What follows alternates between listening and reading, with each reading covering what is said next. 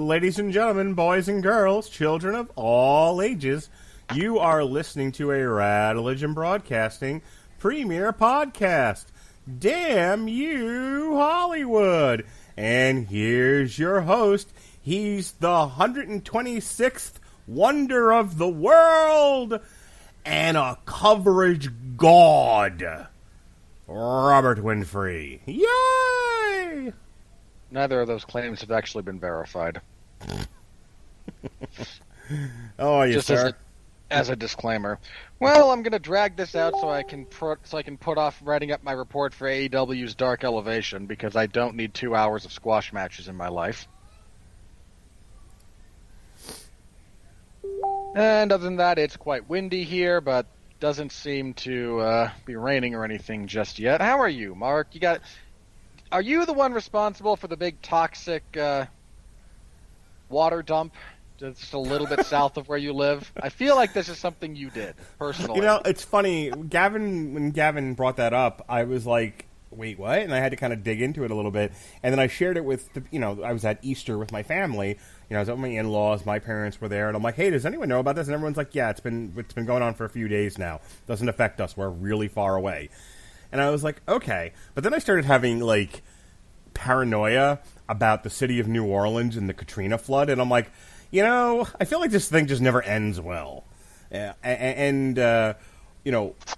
Clearly people who are involved in this sort of thing had to have seen the possibility of this happen. And why does history keep repeating itself where we have faulty infrastructure that eventually crumbles, leaking horrible liquid everywhere and drowning people in nightmares? But it's not affecting me right this second, so I guess we're good. We're all good. I'm good. How are you? That's good to know. All right, also joining us, per usual, from Honeysuckle Rose Creations, Alexis Hejna. How are you doing, ma'am? Hey, boys. Doing well tonight. Rejoicing the fact that both my dogs are asleep. So has Cleo figured out that she's significantly larger than Eddie yet and has started to bully that poor dog? A little bit. It's more hilarious the fact that she actually has long legs and he's a corgi, he doesn't. So she does what I like to call the come at me bro, where she starts swiping at him with her paws, and of course he can't do jack about it. You don't know about Jack. Sorry. You're good. The biggest problem is she's figuring out that she's now almost big enough to get to the top of the kitchen counter, and she's been trying to steal food and paper. This dog loves shredding paper. I gave her the brown paper bag that our dinner came in tonight. Just a bag. There was no food or anything left in it, and she shredded that thing to itty little bitty pieces. We can hear her now. That's fantastic. Yeah, they woke up and now they're playing. All right. Well, tonight, ladies and gentlemen, we are here to review the savior of the cinematic experience, I suppose, depending on who you listen to. The epic conclusion to the MonsterVerse, the Clash, the most ambitious crossover in cinematic history, the biggest remake in cinematic history, whatever stupid adjective you want to throw at it.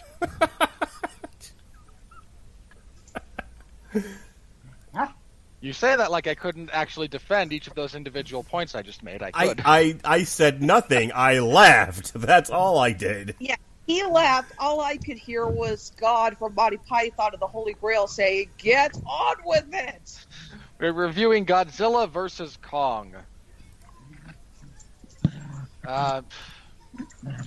Mark, this thing moved around a lot. Yeah, it did. It was like Jews in the desert. Took them 40 years to finally find the one place in the Middle East without oil. That's right.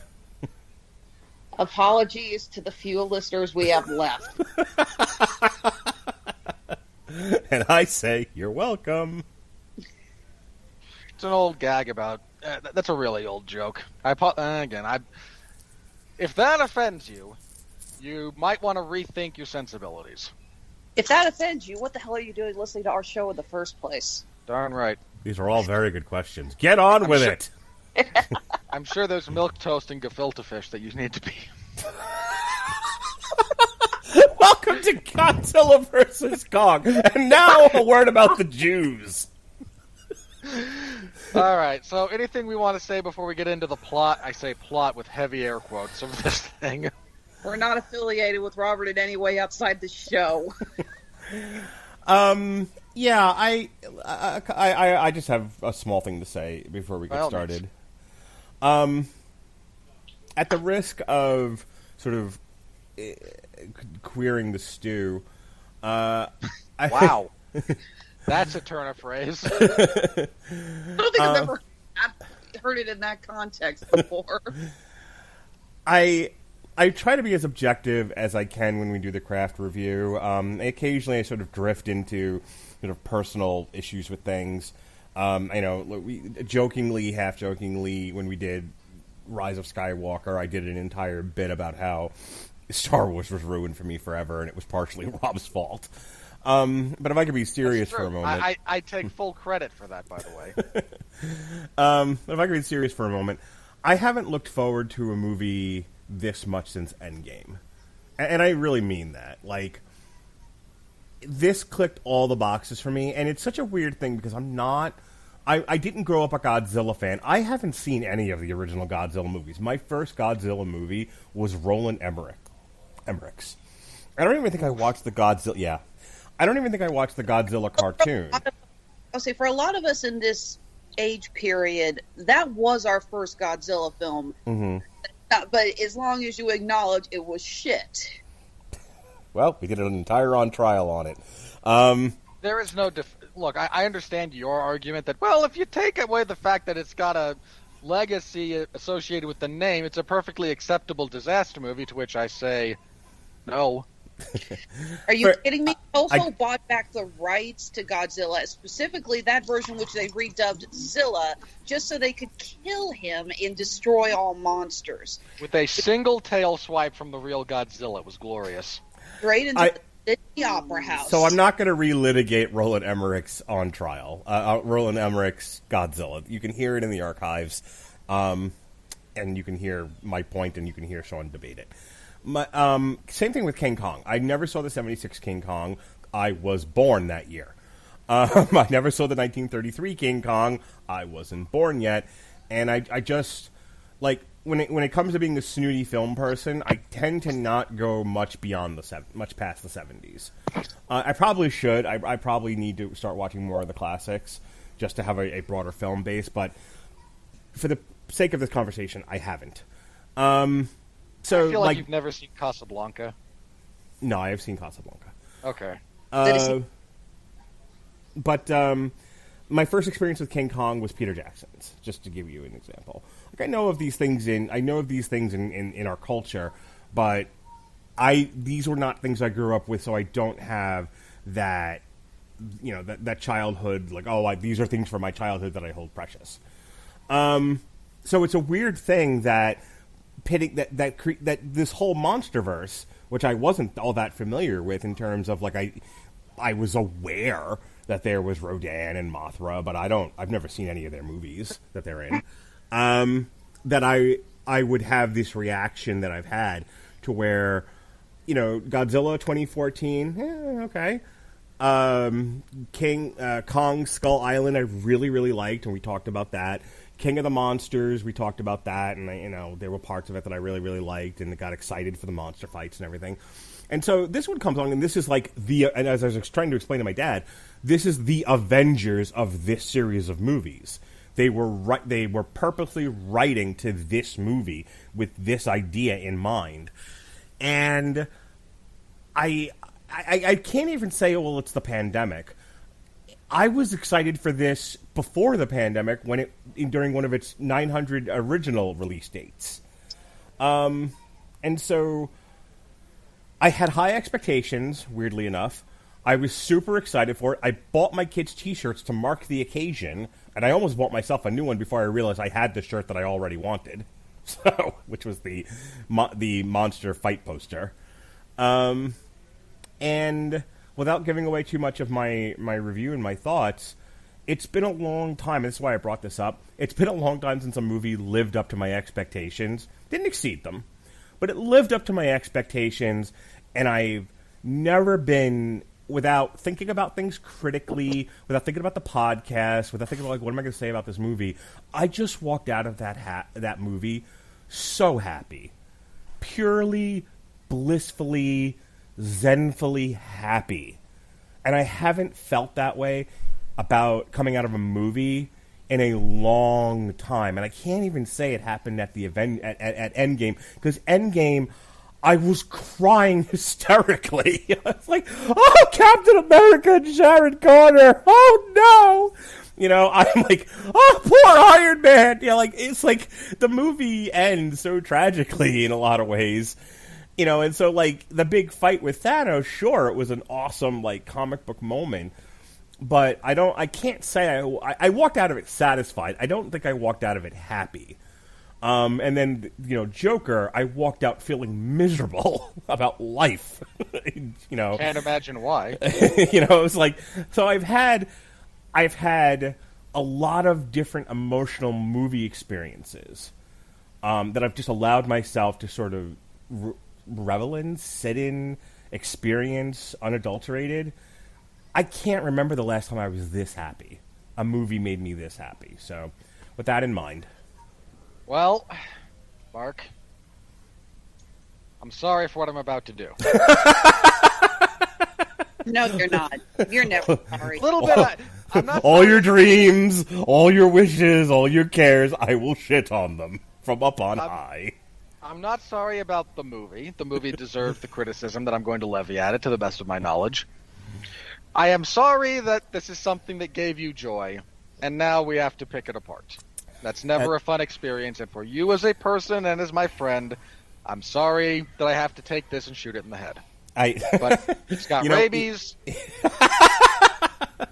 It's got Kong's disease. It's foaming at the mouth. Look, man, we're not here to say I like it and move on. This isn't this isn't other people's podcast, and this certainly Not isn't just a your father would like that to be the show. This isn't my son's typical reviews of a podcast. I liked it, and then walks away. You know, we are here to analyze critically, and if I'm being honest with myself, there are things to talk about from a critical standpoint. So please do so. All right. So the plot of this movie, such as it is, there's not really a plot. A few things happen. There's an advanced cybernetics corporation called Apex with evil quasi-Latin Elon Musk as its head, who are the subject of investigation by a conspiracy theorist podcaster because, you know, giving internet conspiracy theorists a positive spin in the year 2021 is a good idea. He believes that they are doing... There is some sort of malfeasance going on, and he's going to uncover it to his dozens of listeners. Boy, did I empathize with that sentiment. So he breaks into a lower level of this utterly inept facility. About that time, however, Godzilla shows up, because of course he does. He wrecks the city, he wrecks this facility, and then heads out, and our podcaster is left with, I saw something I shouldn't have seen, and it made me nervous. An eye. What we come to realize is an eye, yes. So he podcasts about this. We also figure out what King Kong is up to, and he's doing what gorillas do. Nothing. There was some kind of... The big storm that surrounded Skull Island in the eponymous Kong Skull Island somehow collapsed onto the island and wiped out all the nice little natives, except for one little deaf girl, who's only deaf to give us a loose reason why Kong understands a bit of sign language. Actually, I hired a deaf actress. The little girl, she is deaf. So. Cool. So we see Kong in his... was it described as the location for the Hunger Games? Basically, he's in the Hunger Games dome. I don't want to interrupt you. I want you to do your plot synopsis with as little interruption as possible. But I have to say this because I feel like every time I've heard other people talk about it, they missed an entire plot point from King of the Monsters, which is since Kong Skull Island, over the decades, Monarch has been building pens for titans that have unearthed themselves. And since King of the Monsters, where the bad guys let those monsters out of their pens, Godzilla's been roaming the earth, killing as many of them as possible with his sword, yelling, "There can be only one." Well, to be fair, he lets them live as long as they acknowledge his superiority. Sure. In either case, they built one of those pens on Skull Island post-storm disaster.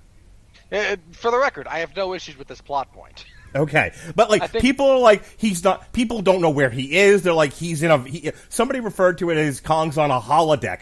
It said fucking Skull Island. For Christ's sakes, people, professional reviewers are missing details splattered across the screen in friendly letters. They established that if the dome comes down, if Kong leaves the island, Godzilla is probably going to come find him and, choke a bitch. Yeah, right. But you do. But the point that I just need for people to understand is this was established in King of the Monsters. There are pens all around the world filled with titans, and off-screen, in between King of the Monsters and Godzilla vs. Kong, Godzilla's killed quite a few of them. Keep going. All right. But Kong being just deeply unsatisfied with the fact that he is protected and cared for and sheltered and loved, wants out. He wants to go where the people are. Thank you for that. You're welcome. How long have you been singing that one back? I can't tell you how many times I've sung that to myself since then.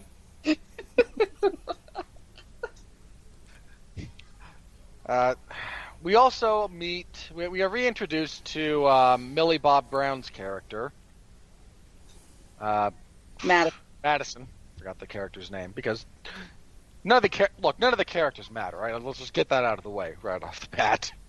None of these people matter. Nothing matters. Well, as it's supposed to be.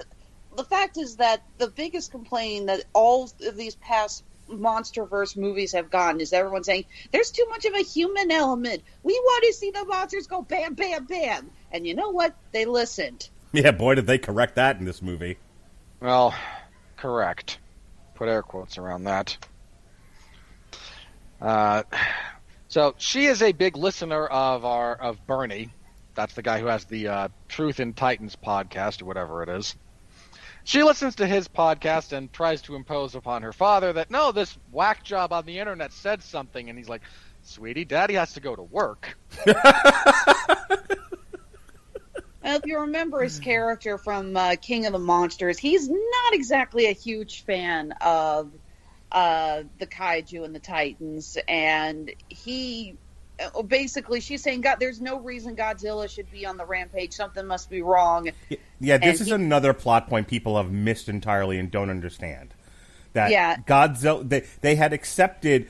This was established in the 2014 Godzilla movie, that when the Mutas were roaming around causing destruction, and it was Ken Watanabe who said, let them fight. The whole let them fight is as cool of a line it is. It says he's the one that figures out from whatever it was he saw in Godzilla, that Godzilla wasn't there to hurt the humans. The Godzilla was there to protect the humans from the other titans that are causing destruction, and thus let them fight. And then that was the point of King of the Monsters, was, hey, Charles Dance, if I remember correctly, wants to let all the titans out because chaos rules, and something about King Ghidorah.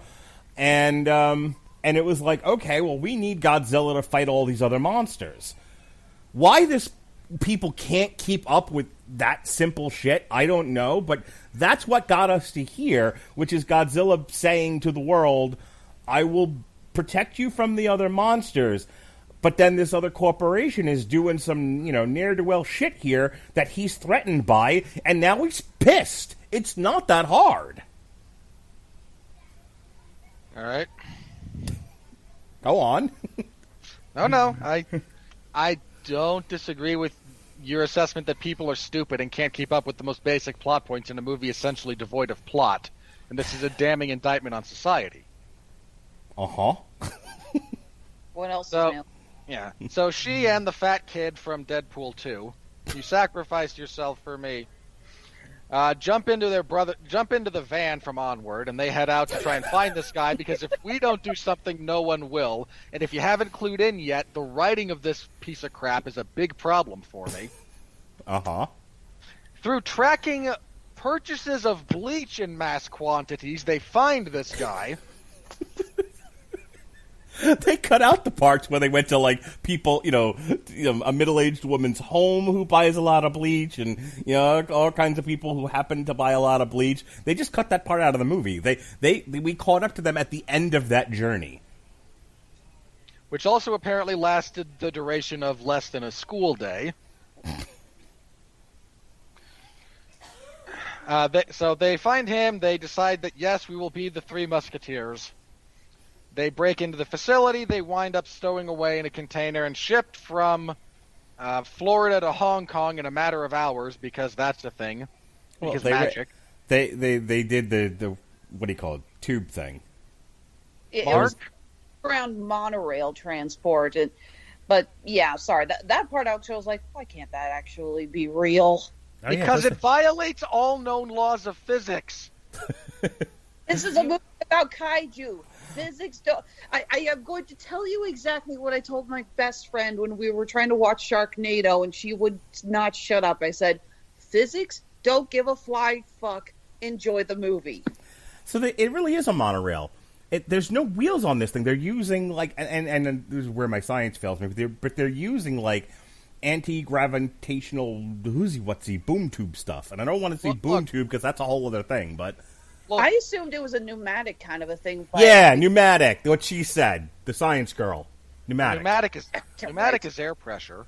Yeah, that's what I thought. I thought it was air pressure. I don't know if it's air pressure or if it's like the electromagnetism, which is what they use for a lot of the really fast bullet trains that are in Japan, especially.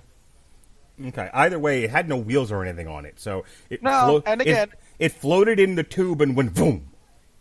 And again, for the record, can't actually do this. Okay.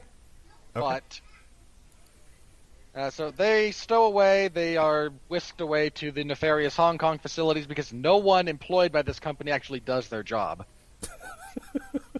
Meanwhile, Tarzan, by which I mean Alexander Skarsgård, who was in fact Tarzan in the live-action Tarzan movie, is recruited by nefarious Latin Elon Musk to help them to coerce the absconding of Kong so that Kong can tap into the genetic memory and instinct of his ancestors and lead them into the Hollow Earth, where they will find the remnants of a power source roughly on par with the sun, apparently. Isn't it hilarious that as bad as Atlantis the Lost Empire bombed, everyone is still trying to remake that plot? No kidding! For the record, that movie also gives me one of my favorite lines about vomit ever. All right, we are... When he vomits over the side of the boat and he goes, there's carrots. I don't even remember eating carrots. Why are there always carrots? We are tracking at 2 hours to complete this podcast. Please continue. So they do, in fact, get Kong. They trank him. They drug him up. They put him on a big ship. They start taking him to Antarctica because they know there is a tunnel into the Hollow Earth that they can access from that particular point, because all bad things go through Antarctica. This has been long established in fictional lore. In fact, I think one of the pieces of advice I gave on one of our source material podcasts that I was a part of was, if you ever find yourself in what you think might even loosely be an alternate timeline, whatever you do not go to Antarctica, because that's where Shoggoths come from. En route, they are attacked by Godzilla. Godzilla nearly drowns this poor stupid ape. But he is saved. They play dead. Godzilla decides, yeah, okay, I guess I won. Instead of, doing what you should do, which is always double tap. So Godzilla heads out. Rather than try to start up the giant naval fleet that's partially destroyed, they bring in helicopters of seriously impressive weight-bearing capacity and the world's biggest cargo net. I watched that scene where they are slowly elevating him over the visually up, and I wanted to pull a Barney Gumble and go, "Whoa! Look at the size of that platform." Well, they do establish that they can't continue on the naval fleet because even though they were staying away from Godzilla's known routes, he still found them. I think they do establish a little bit in King of the Monsters through the use of the orca that the monsters can kind of sense their each other's biorhythms. So that's sort of how Godzilla knows where Kong is and why Godzilla's attack. We finally learned that's also why Godzilla is attacking the Apex Corporation locations. Damn straight, Eddie. So they get him airborne. They take the gorilla to Antarctica because this is clearly a climate that is hospitable to giant apes. They coax him into the tunnel with this little deaf girl who the monkey is bonded with. She's not a monkey, he's an ape.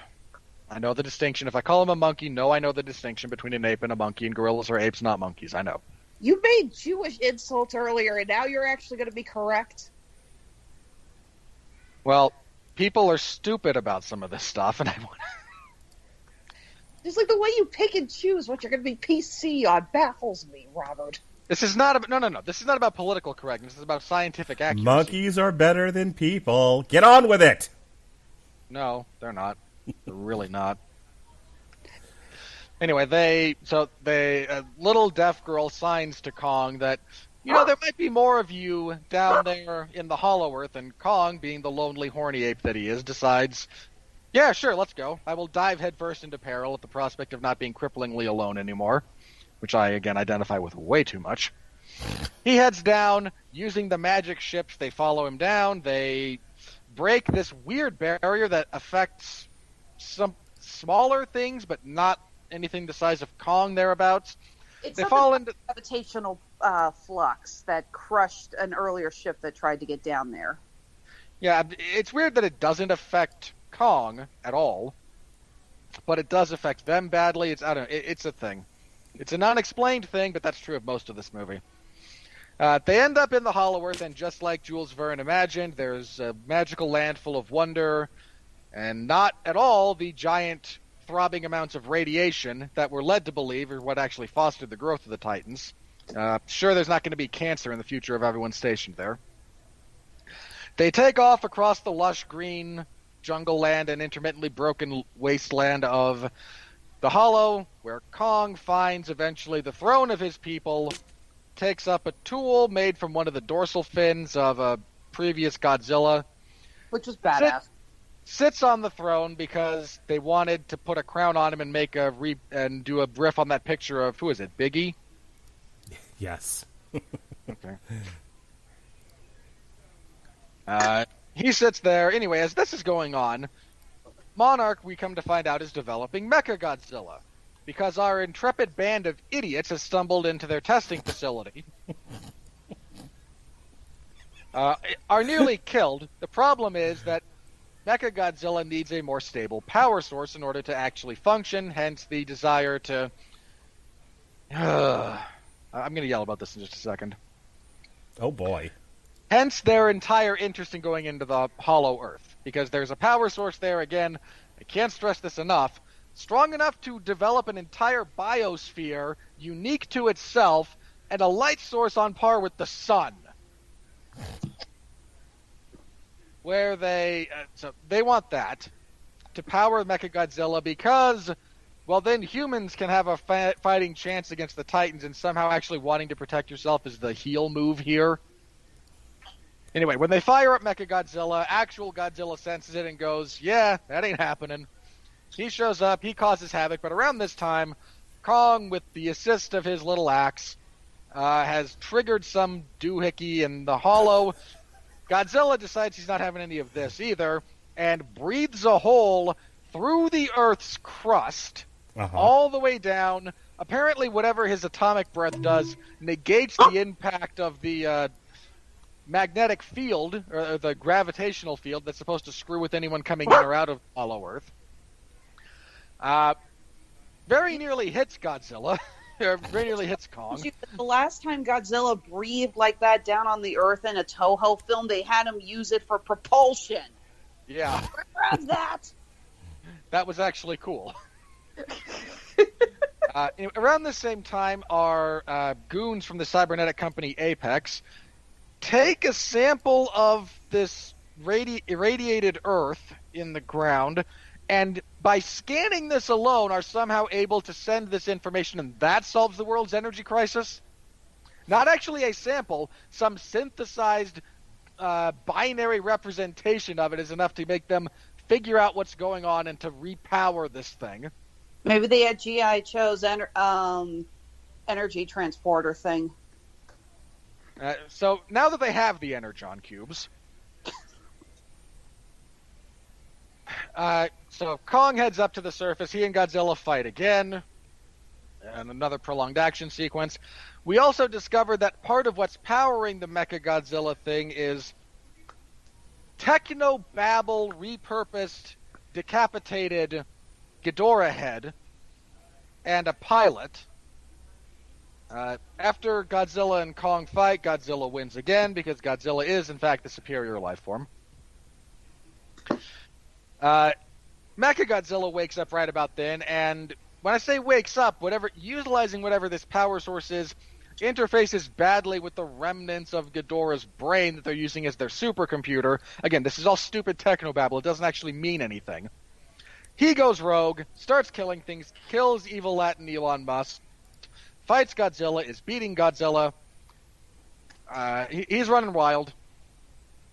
Tarzan decides that as the ape man, he will be able to use this power to short circuit and explode one of their ships and restart the heart of Kong because again, he is the ape man. He knows the way of the ape. Kong wakes up, does a run in. He and Godzilla are able to 2-on-1 defeat Mechagodzilla. Godzilla then decides, yeah, all right, you saved me once. You have until sunset to get out of town. Kong heads back into the underworld to be king of the apes down there. Godzilla resumes doing Godzilla things on the surface, and lobster. Roll credits. I don't know. I'm glad you stole that from me. Thanks. You're welcome. Mark, I'm just going to warn you. I do not care for this movie. And I will get into why in specifics, but you are the one who loves this. You are the one who came out feeling like you just got your first hit of dopamine in 2.5 decades. A better experience for you than the birth of your son, I'm sure. Ow. I love my children. Almost as much as I love this movie. Now listen. I'm not going to sit here and tell you that it's Schindler's List. It's not. And I'm not even going to start with my usual go-to argument of, hey, silly monster thing. It doesn't have to be good or make sense. Look, here's what it had to do. It had to accomplish a couple of goals, and it did those things, and that's why I think the movie is successful. Godzilla and King Kong had to be the stars. They had to look good. They had to act good. They had to be good. They had to be front and center. The problem with the MonsterVerse, and I think part of the reason why King of the Monsters didn't do as well at the box office as they had hoped, and why there was a lot of bad faith coming out from your average moviegoer, coming out of Godzilla 2014, was these are imagine, if you will, a Marvel Cinematic Universe where the superheroes aren't front and center, but the agents of S.H.I.E.L.D. are. Okay, I for the record, I need to say this about Godzilla 2014. All right, you and I did not get a chance to review that movie. No, it's the one we haven't reviewed. The one. I love that movie. It is, I think, one of the best monster movies in the last, 30 years, give or take. Anyone complaining about the lack of Godzilla in that movie doesn't really understand how to appropriately build anticipation in storytelling. I'm not saying they couldn't have done a little bit more with the human element in that movie to make it more interesting. That's a valid criticism. But anyone going, I just want to watch the lizard punch the giant insect, I wanted to put my head through a wall. That movie is all about building to a climax. Right. And it does so very effectively. And I would agree with the complaint if the climax wasn't so darn satisfying. But when they actually get to, let's watch Godzilla and the Mutos in this handicap match wreck San Francisco, it's glorious and it's wonderful. And it's not a valid thing to say, but I wanted more. No, shut up. Understand the narrative devices being used. Because when all you want is, as if I might quote your son, less talky, more punchy, this is what you get. In defense of him, he's 7. I know, which is why I don't care that your son says that, but a 35-year-old professional film critic going, I need more punchy. Congratulations on using your 7-year-old brain. Personally, I was just more upset that we didn't get more Bryan Cranston in that film. Yeah, that was a giant fake out. But I also, it's not my favorite of the MonsterVerse, but it has, without question, the most badass final move I have ever seen in a monster movie. When Godzilla holds the Muto's mouth open and breathes his radioactive breath down its throat. So I can't hate it. It's not my favorite, but I don't dislike it. All right, so like I was saying, all of that's true, but it doesn't change the fact that much like and I don't want to have this discussion, I'm just referencing it for effect, much like our Minions Inside Out incessant debate, you hope people will gravitate towards the bigger, deeper, more meaningful thing, and they don't, and they go in a different direction. In this case, to the movie's detriment. Because people didn't respond to 2014, it had a lot of bad will, and so not as many people saw King of the Monsters, and both had the same problem. Kong Skull Island to a lesser degree, but all three don't put the monsters front and center. Well, Kong Skull Island, at least, and we talked about this when we reviewed it, which you can find in the archives, to its credit, crafted an interesting adventure story with the monsters as the backdrop. Right. Here's the problem, and this is what I'm trying to get to. The MonsterVerse was made by filmmakers who were under the impression that people would respond to human drama with monsters in the background as, the perpetual threat. What they didn't realize was we're living in the Marvel universe now, where people respond to superheroes and supervillains, and you've created a world where your superheroes and supervillains are giant fucking monsters. So, ergo, this is the opposite of the Pacific Rim issue. Where Pacific Rim is like, let's put the human issues front and center, and this stuff is all background things.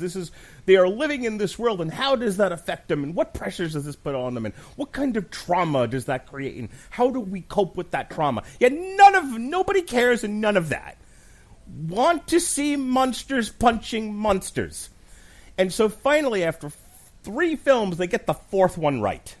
They put the monsters front and center, and they minimize the human element to the point where, and this is the one criticism I've heard from a lot of different professional critics and some not professional, that I actually do agree with. The human characters are not only minimized, but you kind of could have mixed them around, eliminated some of them, and it wouldn't have affected the movie not one bit.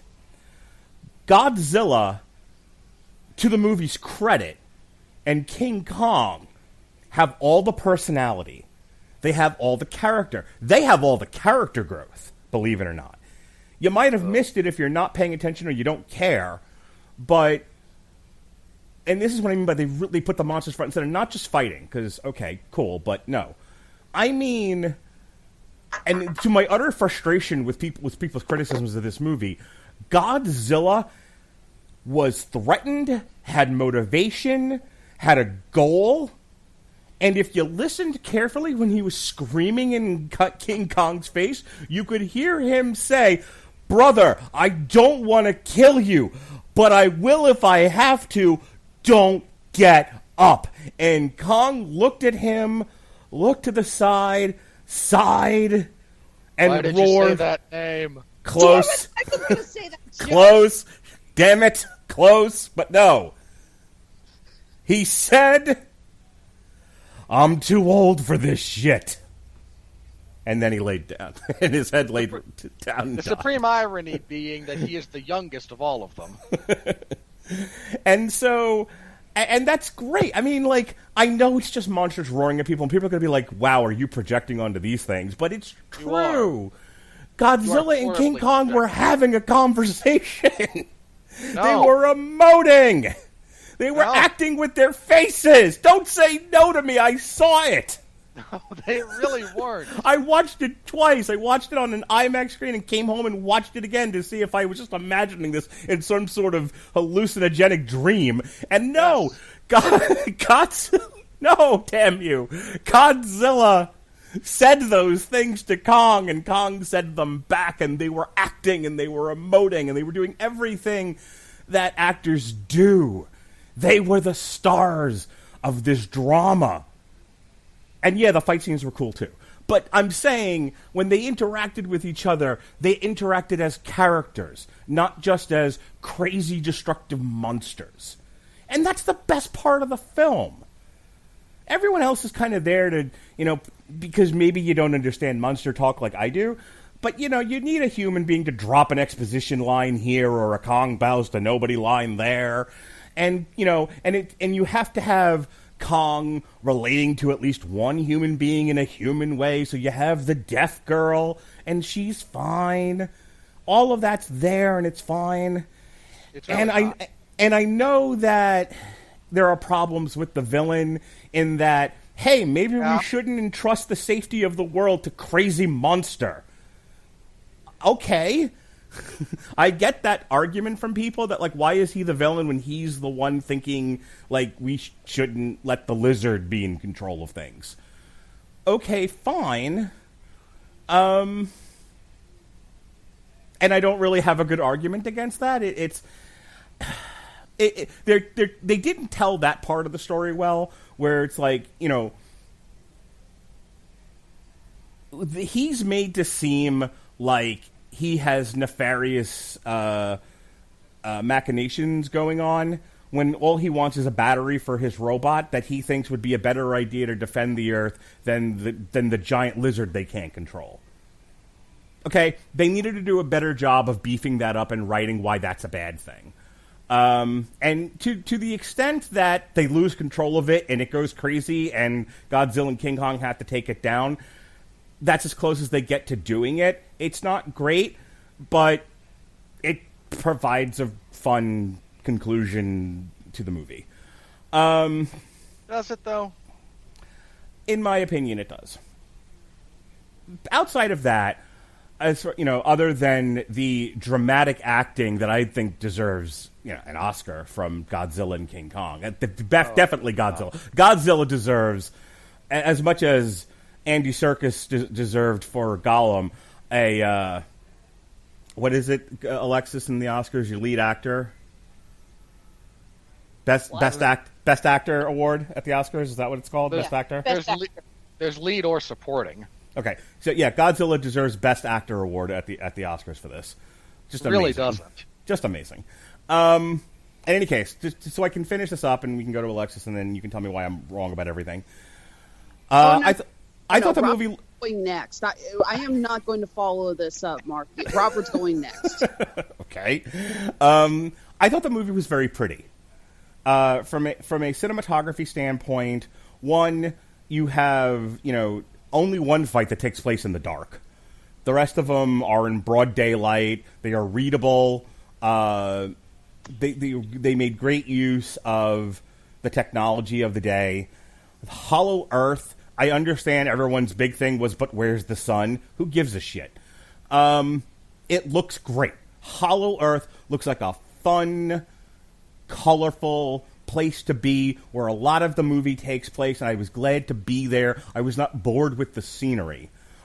The only thing I wished was I kind of wish that there had been a little bit more adventure with Kong doing stuff there than the one time he fights the dragon bird thing. Snake bird thing. He kind of has that one fight, and then that's it, and then we're off to the throne room. I wish there was a little bit more, but, you know, to the movie's credit, it's also only 2 hours, not 3. It didn't need to be 3. It needed to be exactly as long as it was, and so where do you the age of, not Age of Ultron, age of the Transformers movie you hate? Extinction. I hate all of them. Age of Extinction. It's the Age of Extinction problem that you and I had. What do you cut? What do you put in? What do you leave? What do you take away? So it is what it is. The other villain in the movie, who's the daughter of the main villain, gets her comeuppance, in a very satisfactory way. Kong kills her. And, I know as stupid as the monorail thing is, it looks pretty. As stupid as the Tron ships are, they look pretty. The Tron ships are a walking advertisement for please come in another 18 months and we fully revamp Universal Studios Hollywood. Yeah, that's a ride. That's the new King Kong ride. That's all that's happening there. When they go up through the hole that Godzilla's made, they nearly go into Kong's mouth, and they're riding along the radiation blast. Andre and I both looked at each other and said, "Coming soon to the Universal theme park." Yep. That's all I could see when they did that. Like, this is such a blatant commercial that I can't even take it seriously within the context of your silly movie. No, I mean, and I had a moment there too where I was like, well, we know what the next ride at Universal is, but who cares? Anyway, things that look pretty. The scene while at night, because Hong Kong was lit up like a Refn movie, which is all I could think about, by the way. I was like, this fight scene directed by Refn. Who's Refn? No. There weren't enough long, soulful pauses and crappy dialogue. That was all that was missing from Godzilla fight was long, soulful pauses and staring at one another. I really did need, the lady whose name I can't remember, and I needed one of her dialogue exchanges with Tarzan, Alexander Skarsgård, to just be in the style of Refn. To answer your question, we spent a week on this. It's the guy that directed Only God Knows Why and wrote and directed with Brubaker.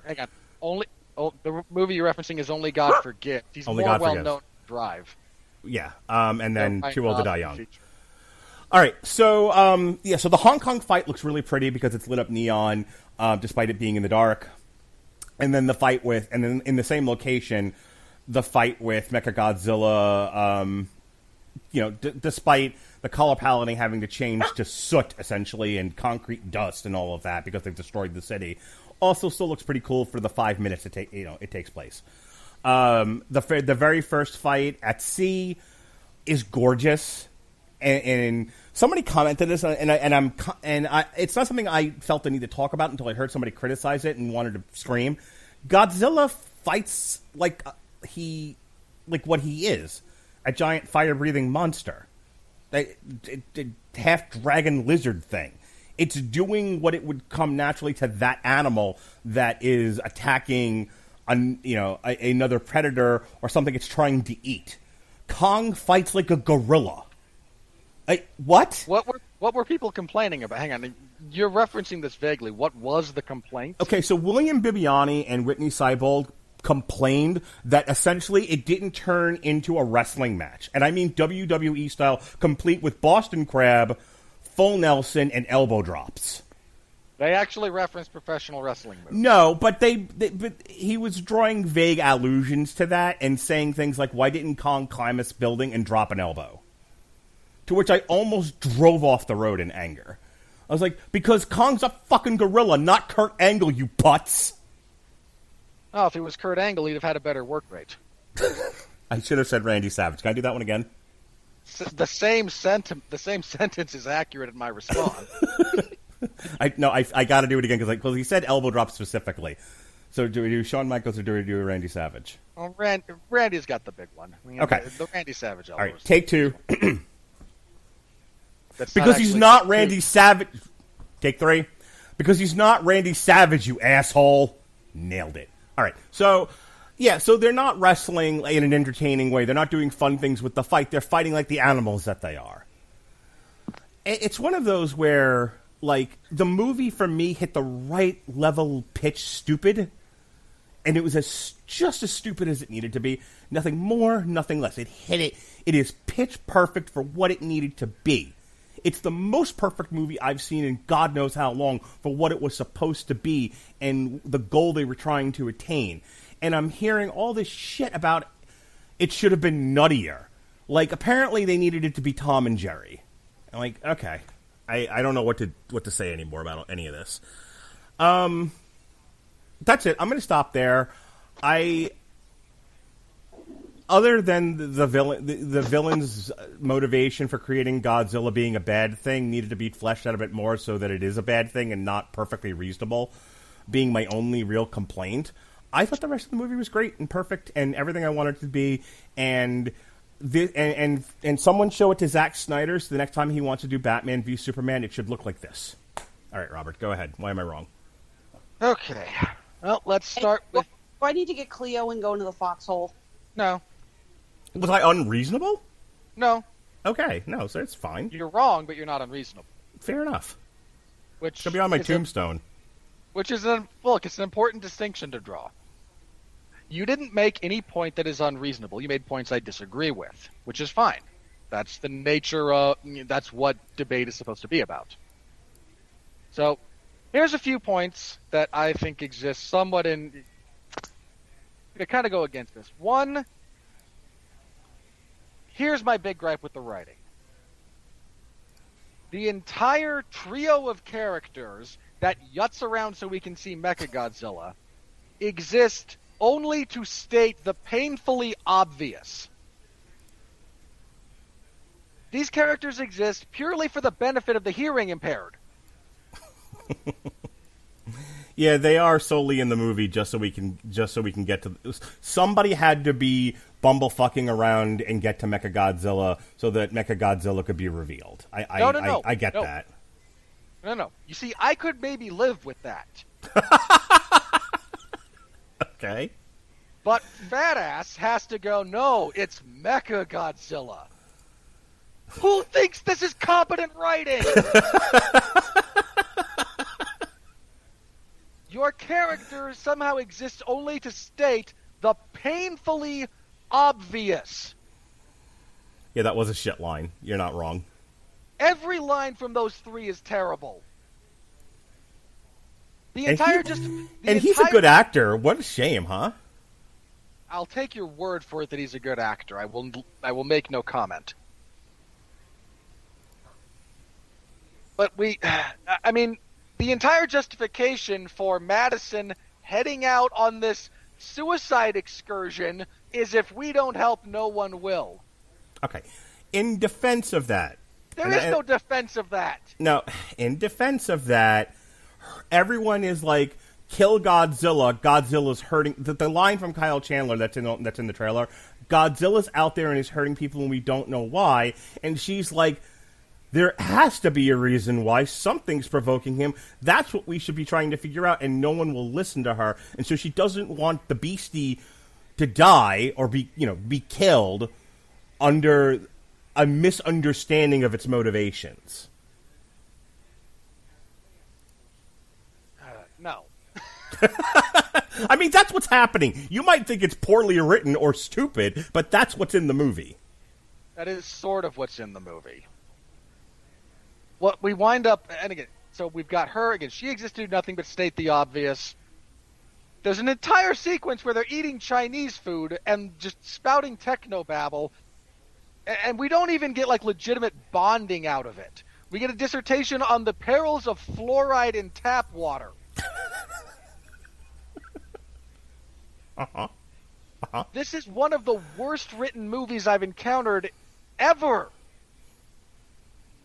the other half of this particular equation, our group that's hanging out with Kong, isn't all that much better.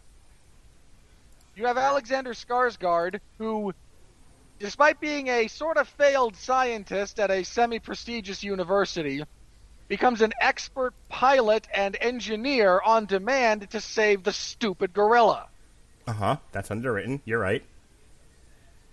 His character's underwritten. Part of his motivation is supposed to be, oh, my brother was a test pilot for these things and went into the Hollow Earth and died, and now I must seek some kind of closure. Except the closest thing you get to that being even referenced beyond a stupid throwaway line of dialogue from our underwritten terrible villain is him looking at a picture for 20 seconds before he's interrupted to then argue with a naval captain about his military experience, because I'm sure while you were writing a failed book about the Hollow Earth, which for some reason is still viewed as skepticism, despite demonstrable proof that it should be real, we're going to take tactical advice from this community college professor jabroni. Uh-huh, yeah. This is terrible. I mean, you're making valid points.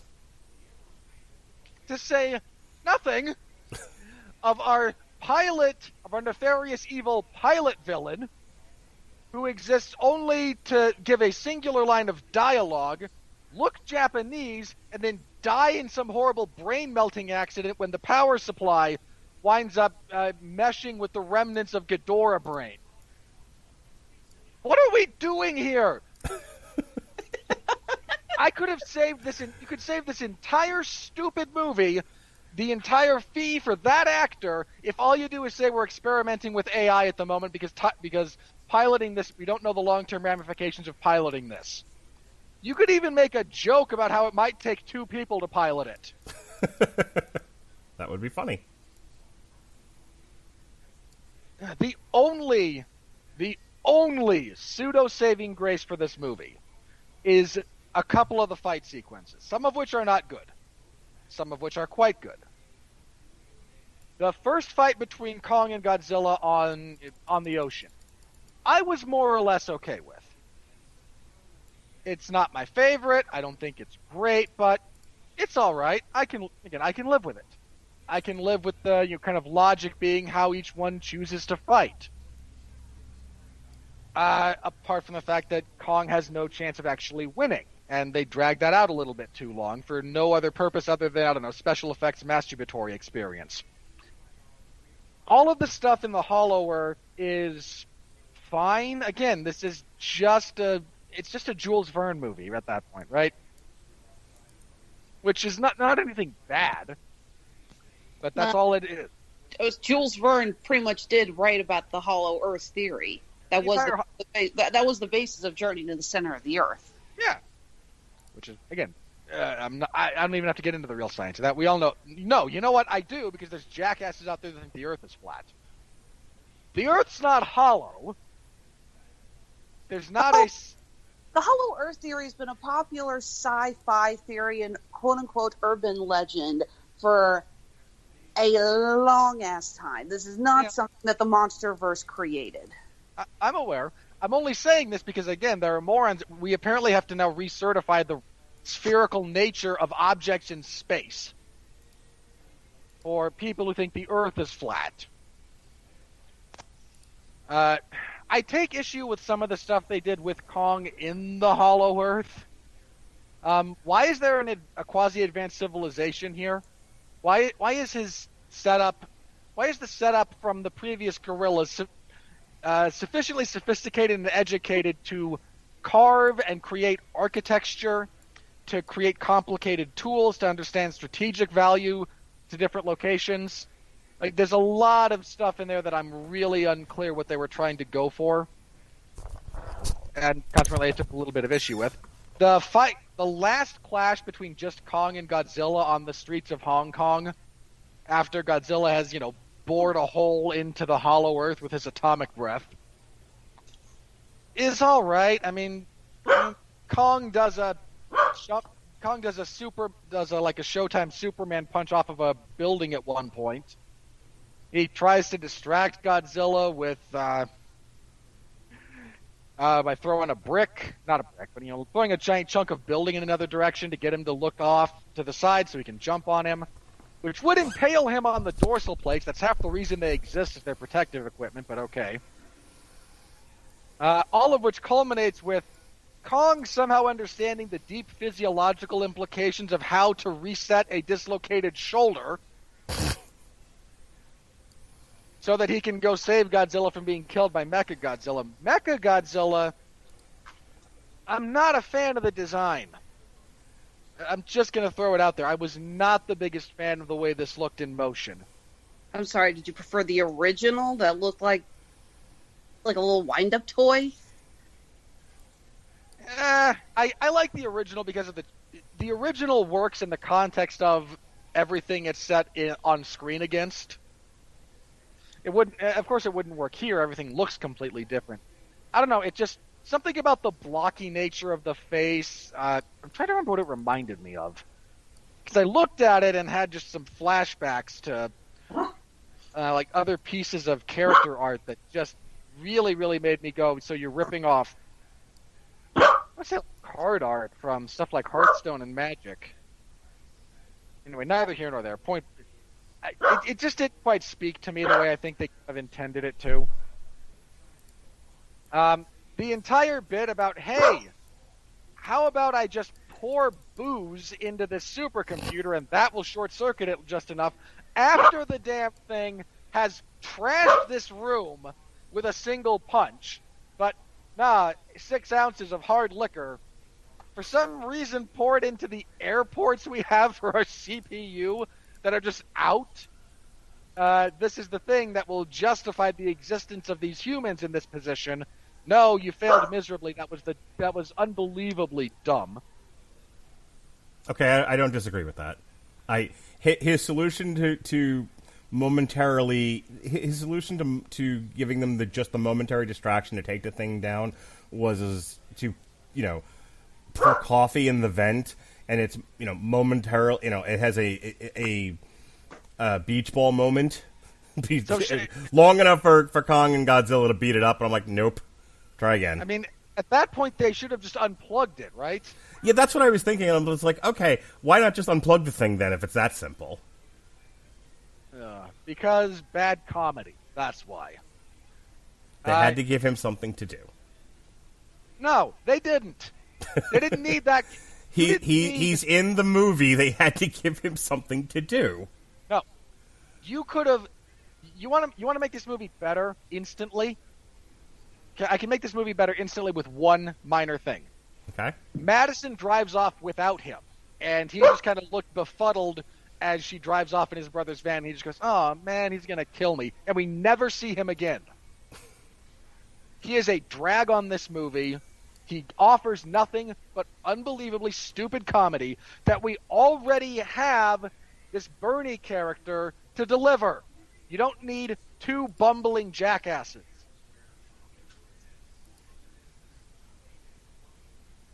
And was there anything? I can't remember. I'm trying to remember my other big problem. I may or may not remember it before this is over. But again, this is just badly written. I don't mind putting the monsters front and center. It's not my my preferred method for telling these stories is a loosely compelling human drama with the monsters kind of doing their thing in the background, and we just kind of get to be along for the ride. That's my personal preferred ratio. Okay, you are outnumbered a million to one. Hang on, it's not everyone's, and I can live with that.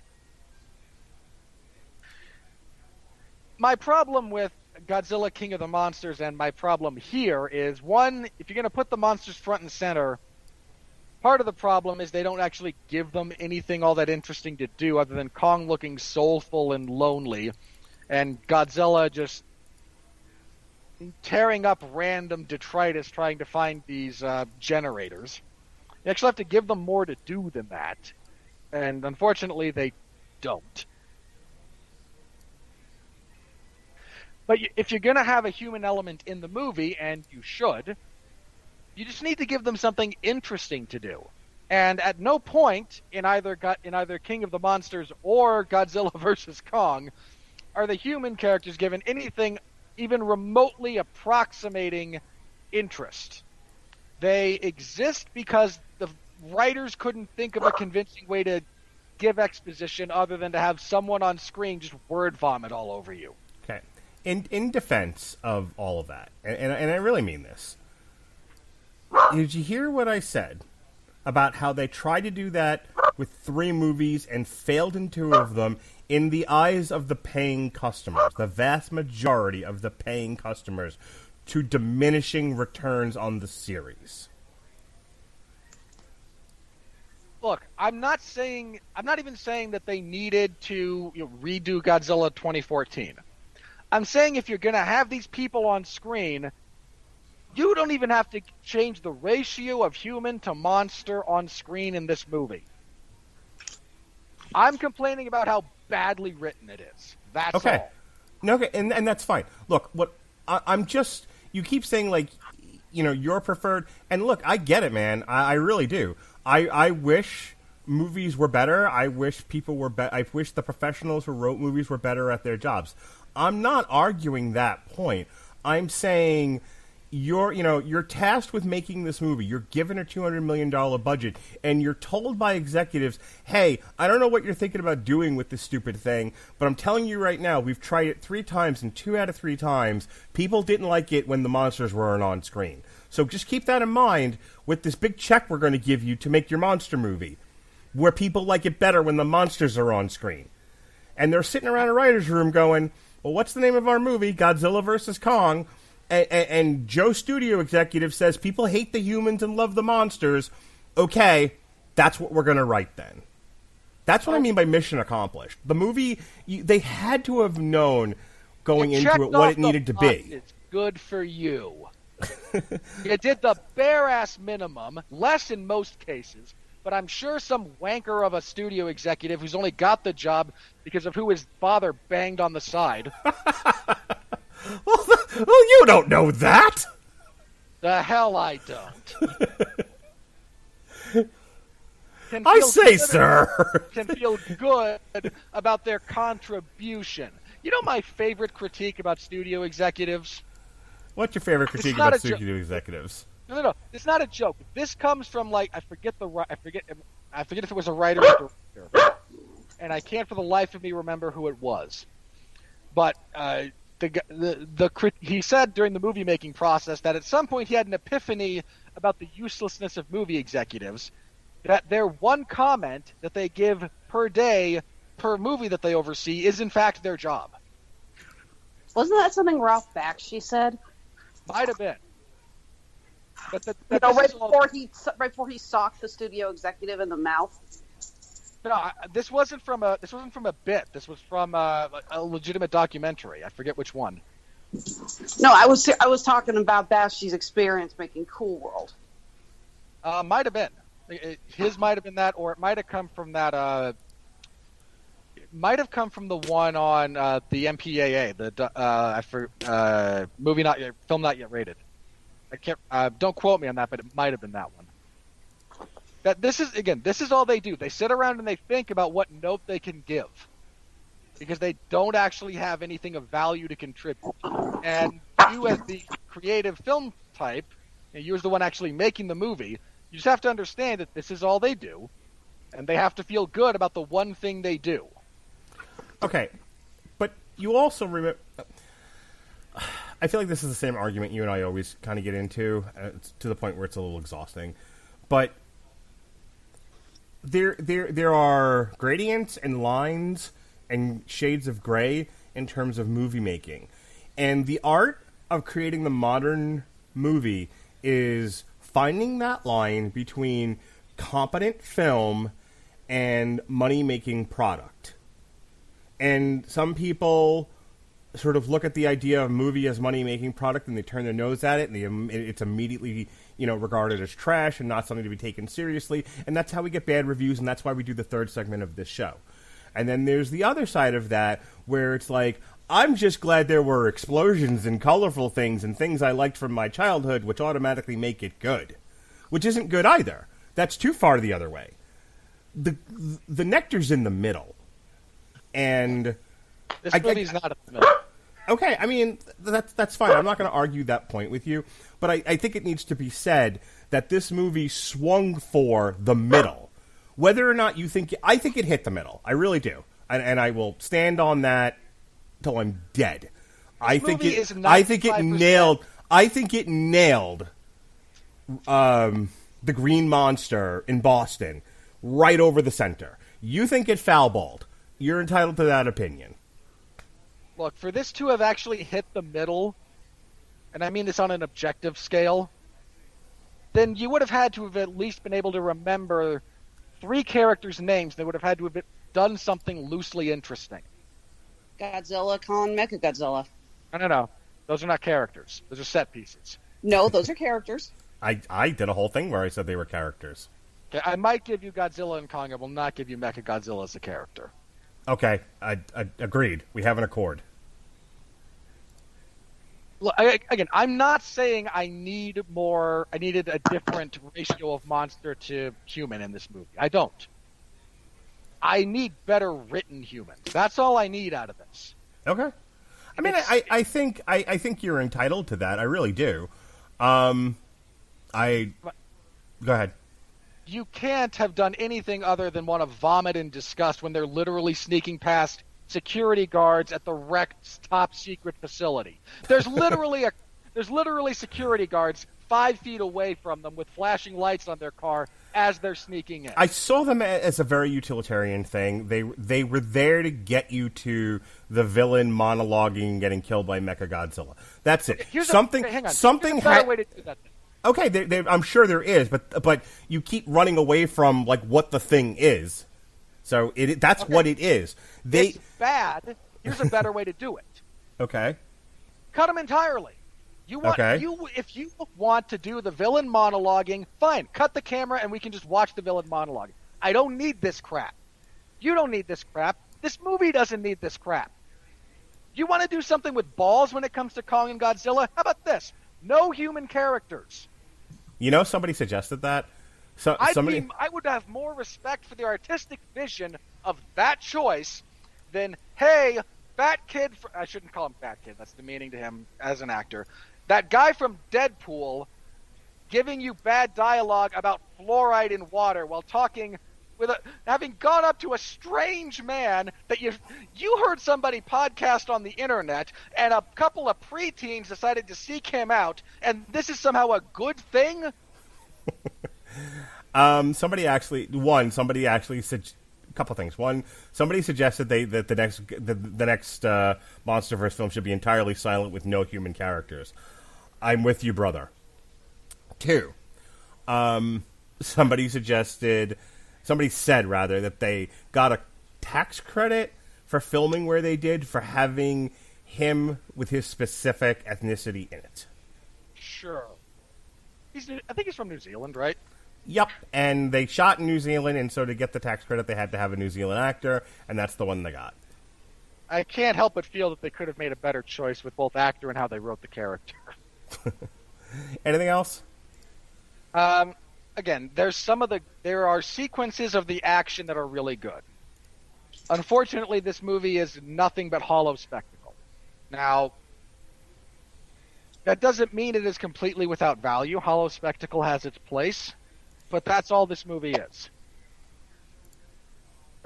They don't even really take seriously the potential discussion that you might have around Kong being the last of his kind, because we must helter-skelter back over to really, really bad dialogue. Okay, so let me ask you a question, and then you really should give Alexis her time. She's waited very patiently for the both of us to stop screaming at one another. Do you think there was an early draft of this movie that wasn't stupid, and they got notes and said, make it dumber? And I'm being very facetious, but basically I'm saying that there's earlier drafts of this where they tried, and they just kept coming back to, people are going to hate it, take the thoughtfulness out and make it simpler, make it more streamlined, make it simpler. And by the time that you cut all the fat, all you have left is core. All you have left is bone. No. I don't think there was ever a good version of this movie. Okay, are you think maybe you're being a little unreasonable? When I say, let me be clear. When I say I don't think there was ever a good version of this movie, I don't mean that there are not good versions of the Kong versus Godzilla story. I mean, I think they hired people with a very specific criteria in mind, and I don't think they ever deviated from their studio notes. I don't find this a... I might even object to the notion that this film was written. Oh, that's ridiculous. No, look, I had that same complaint about that stupid Ghostbusters movie. Nobody wrote that. They put the people in front of the camera and said, go. I feel like there was a bit of that here, you know, like this wasn't actually thoughtfully composed. It wasn't actually written. It might have been storyboarded at one point, but that's as much credit as I'm willing to give the creative process. Oh, it had to have been storyboarded. It's too visual of a movie not to have been. But that's as far as I'm willing to go when it comes to the narrative creativity that went into this thing. Okay. Alexis? I like the movie. It brought up fun things from my childhood that I like. Yay. Okay. You can call me a jerk for that. It's fine. I deserve it. Sorry, I just couldn't think of any better way to break the silence. Okay, no, I did enjoy the film. I agree that there's a lot of parts that are not really explained well. And yeah, there's a lot of plot holes that really don't make any sense. And there's a lot of really annoying cliches. I mean, for God's sake, you got Mechagodzilla, you know, coming to kill the bad guy while he's making an evil speech. But for the record, wait, I remember. I had one more thing. It was just the dumbest thing possible, but it was also glorious. oh, for God's sake. Sorry, but you'll appreciate this. When Mechagodzilla breaks free and stares at the camera, his clanking actually does say dun dun dun. I'm not joking. Feel free to rewatch it and tell me if I'm crazy. I actually do kind of want to watch it. For the record, yeah, if you do want to see this movie, go see it on the big screen. There is nothing that can truly replace feeling the surround sound of your theater seat shake when Godzilla roars. That is always going to be just... Yeah, I saw it on IMAX. I don't think there's a better way to see it. Agreed. I saw it on IMAX, too. Excuse me. And like I said, yeah, that scene is cliche, but goddamn, it's awesome. I remember looking over at my husband when Mechagodzilla turns his head and starts walking to the glass, and we were just like, holy crap. There are so many scenes that we just, started, pumping our fists in there going, yes, that was awesome. There's so many badass moments. No, this is not going to be a movie that you walk away feeling changed about the human dynamic. It is the definition of a fun popcorn movie. It is the beginning of the spring and summer blockbusters. It is fun. It is silly. It's got some incredible CGI on it. Cleo, stop that. I was actually talking to someone today at the post office. They said they wanted to see it. And I commented that with so many films where you have big CGI characters fighting one another, either the camera work gets sloppy or the budget gets cut, and it's really hard to tell who or what is, fighting. How many times have we watched the Transformers movie and we said, okay, so that gear that's getting punched right now, is that an Autobot or a Decepticon? I seriously can't tell the difference.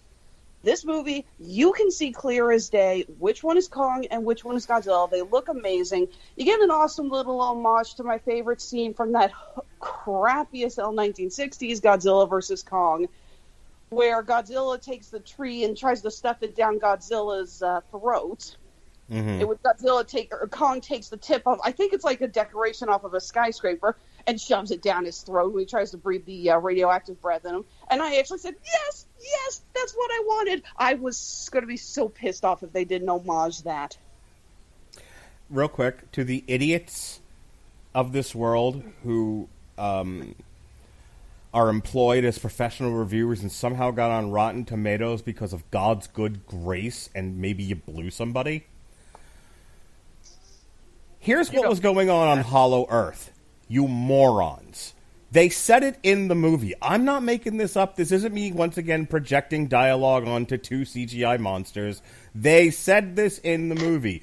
Hollow Earth, there was a war between Kong's giant ape people and the Godzilla people. And at some point, they had killed enough of the Godzillas to where one of their skeletons is lying in the throne room with an axe made of one of its dorsal fins in its skull. How this got missed by people who call themselves professional reviewers, I'll never know, but that's what happened, and it's part and parcel of the reason, not just because Kong is an apex predator and there can be only one because Godzilla is the Highlander. It's because these two natural species have been fighting each other since the dawn of time. It was said in the fucking movie. Try listening instead of wishing you were in a better movie. You assholes. Look, if you missed the last 5 minutes, if even I, who desperately did want this to be a better movie, was able to pay attention enough to not be confused about the animosity between the creatures that are fighting, you don't have an excuse. I can't believe some people were actually like, I didn't understand what was going on in the throne room. They said Godzilla skeleton! They axe made of dorsal fin! They did the skull! They. Did you have any final words there, Alexis? I also felt that this film did a really good job building off of the previous films. There was a lot of parts that I thought were really good continuations of the storyline. I brought up earlier about the biorhythms of the different kaiju and how they were attracted to one another, which is a good explanation as to why Godzilla was sensing Mechagodzilla, because they were obviously using King Ghidorah's biorhythms when they were creating it. So obviously it makes sense why he would go after it. It's like, I thought I killed that bitch! Right. So, yeah, I liked it. I enjoyed it. I am probably going to watch it again. I'm a big fan of the MonsterVerse films. We've got HBO Max here, and I love putting on Godzilla King of the Monsters or Kong Skull Island in the background while I'm working. They're fun. I think they're pretty good movies. They're enjoyable. And this did not disappoint. It is just enjoy. Watch it on the biggest screen possible. Get your caffeine, your favorite source of caffeine, and your big old tub of popcorn, and enjoy. Before we move on to the next part of the show, which is the money, I want to talk about the music really quick. First of all, my kids and I were jamming out to Here We Go, which is a single on AmazonMusic.com, which you can find. But also the score by Junkie XL, I thought was great. I thought it really captured the spirit of both monsters. I thought it provided good ambient music, setting the scenes. I don't know if everyone here enjoyed the score as much as I did, but I thought it was really great. And if you are like me and you wanted to hear the score before you watch the movie or after, or continue to experience it again and again, you can actually find that score, along with tons of other Godzilla-related music and King Kong-related music, and Here We Go, on AmazonMusic.com. And if you use our link at getamazonmusic.com/W2M-network, you can get a free 30 days of Amazon Music and check out all the great soundtracks that we promote on this show with the movies that we review, and anything else that might tickle your fancy, including the albums that we review on the Metal Hammer of Doom.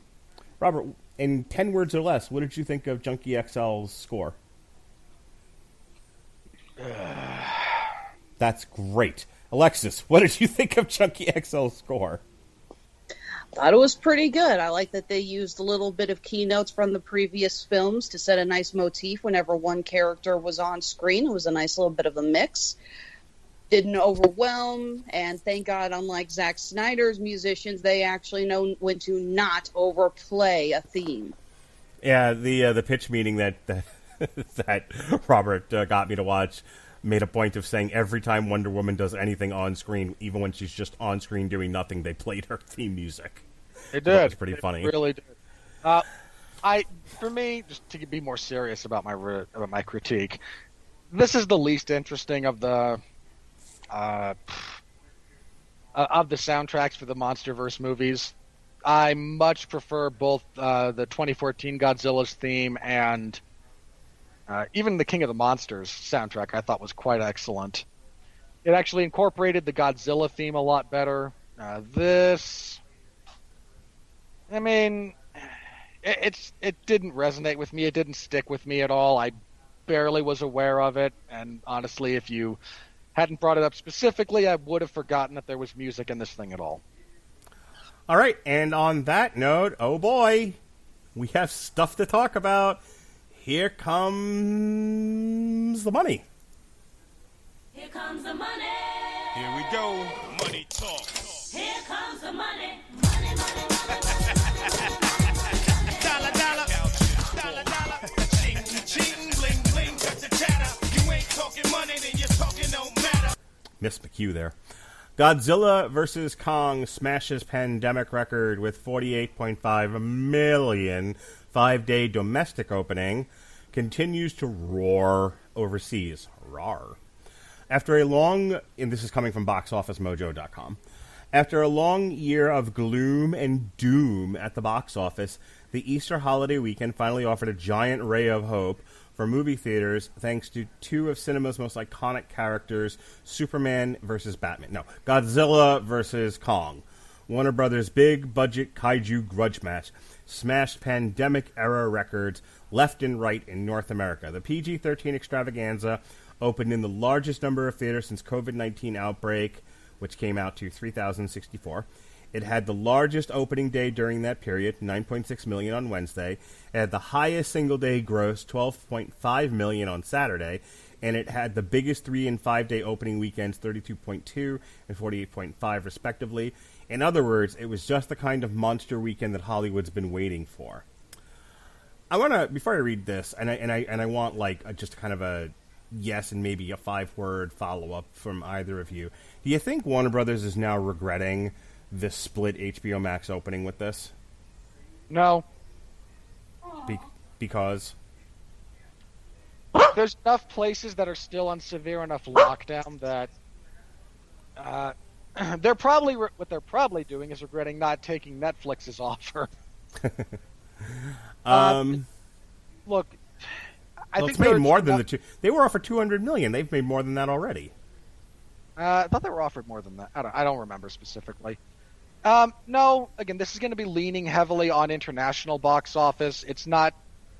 There's enough places that are still kind of locked down that they're probably okay with how they handle this. I don't think they're kicking themselves over it. I think I think everything I've read is that it did help boost HBO Max subscriptions. So you're probably right.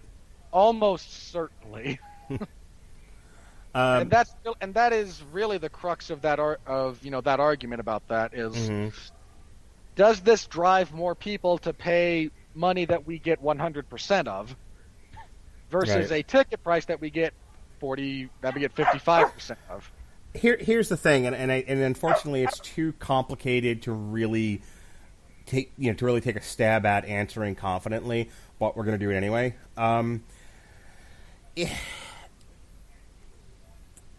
If you made it theater only, so here's the thing.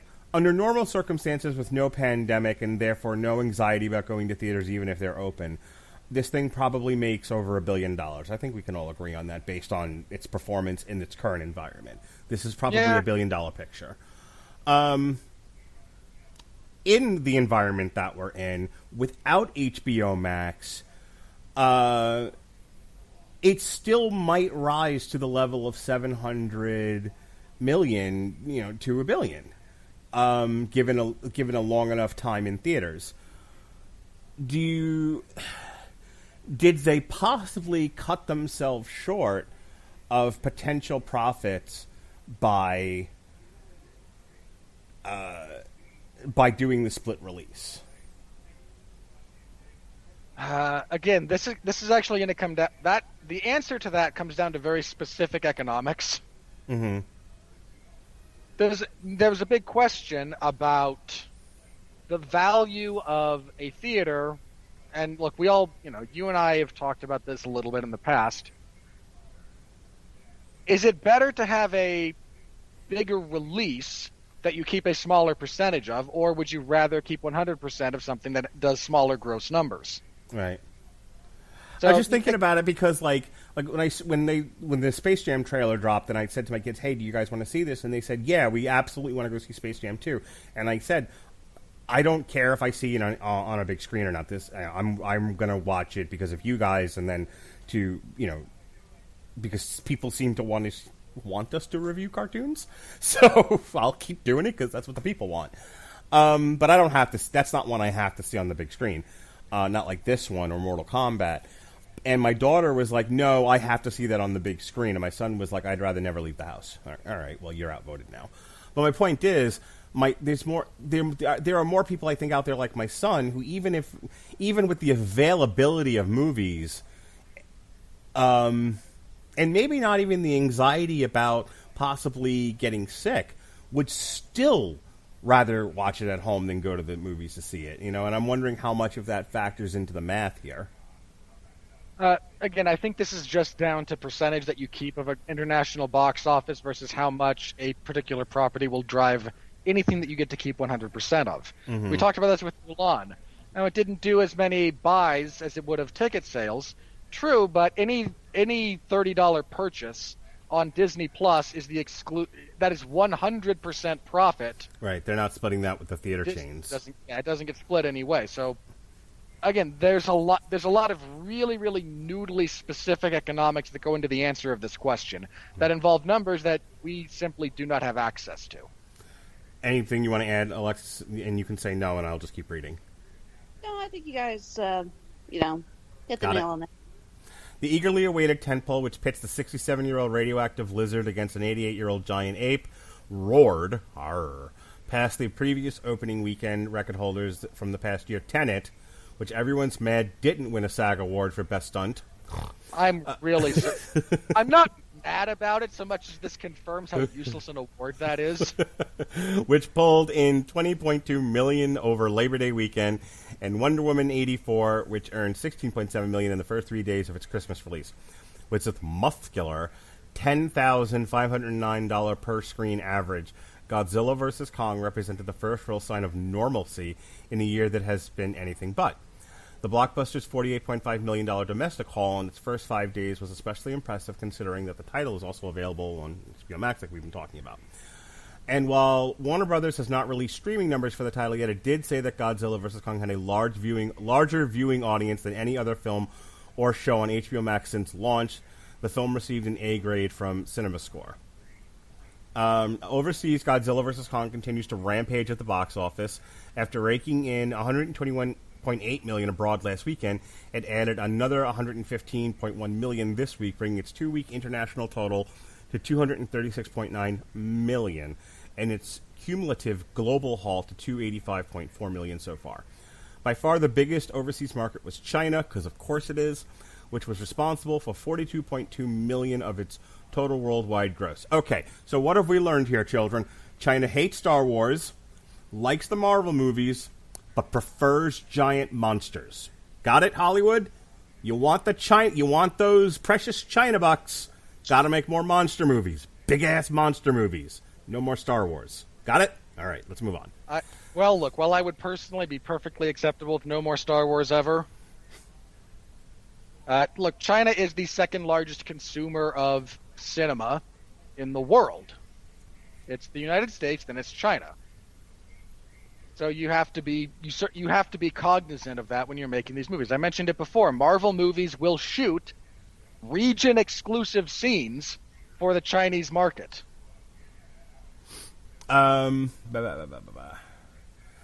while it would be premature to read too much into the film's success, it does hint that audiences may finally be getting more comfortable with the idea of returning to theaters thanks to increased vaccination rates, easing restrictions, and pent-up demand for the kinds of movies that play especially well on big screens.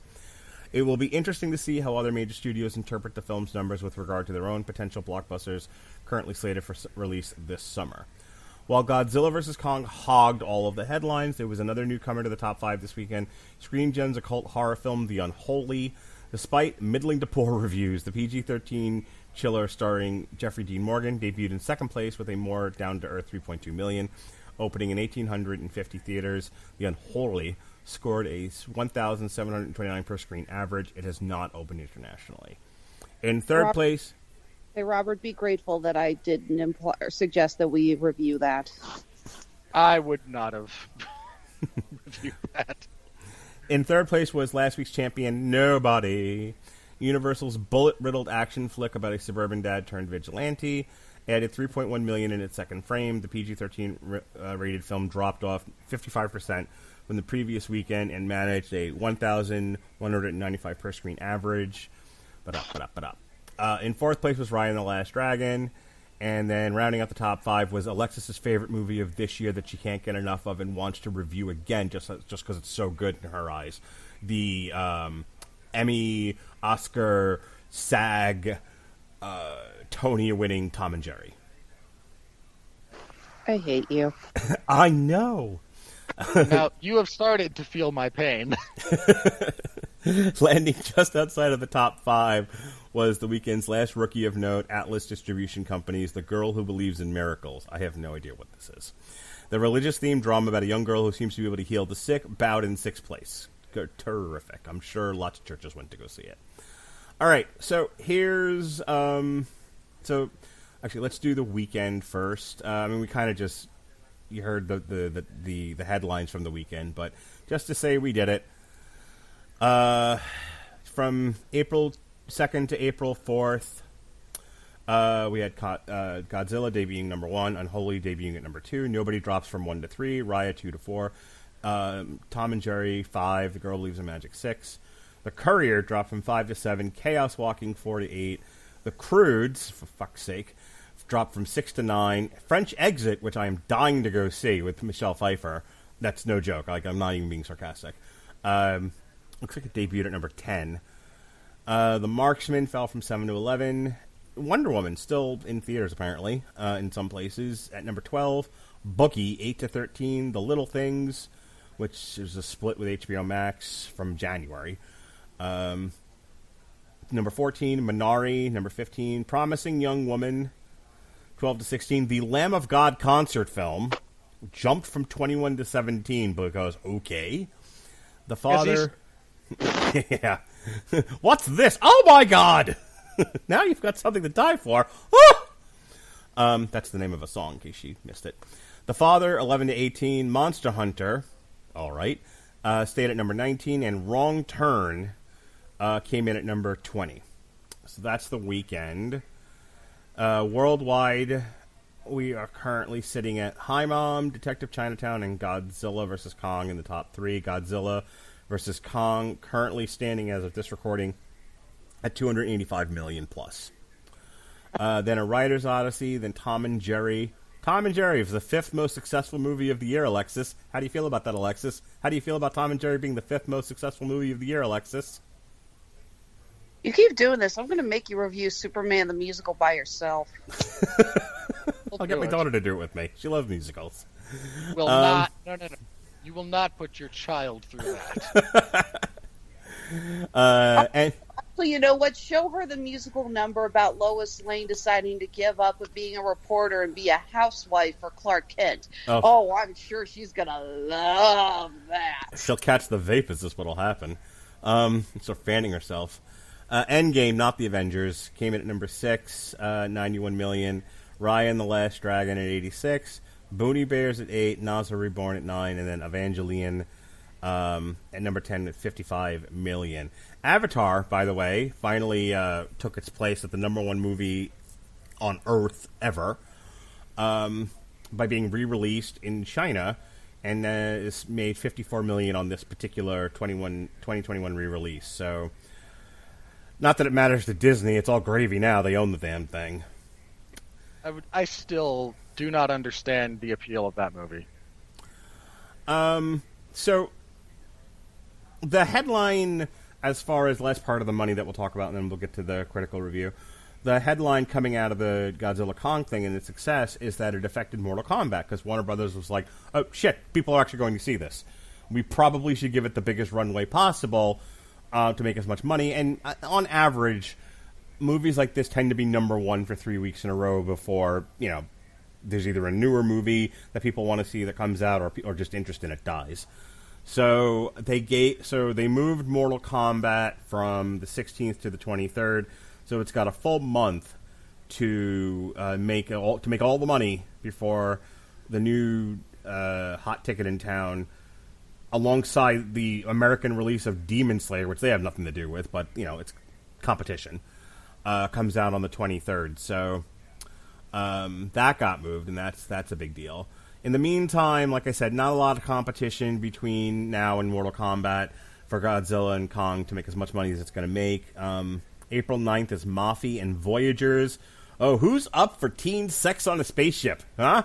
Or Colin Farrell, Ty Sheridan? Who wants it? Lily Rose Depp? We're going to do that here? Huh? Teen sex on a spaceship, Alexis? We're going to... What? Hello? Just make a cricket sound or something so I can move this on. Thank you. So yeah, Voyagers. No one's gonna go see that.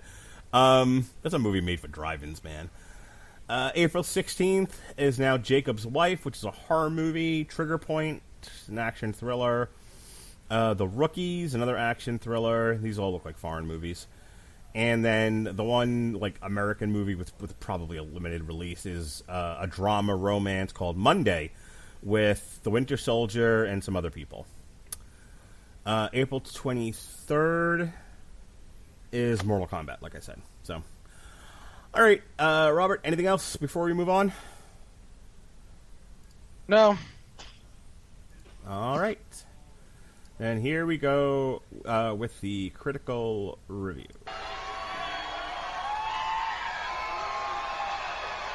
Are you ready? No!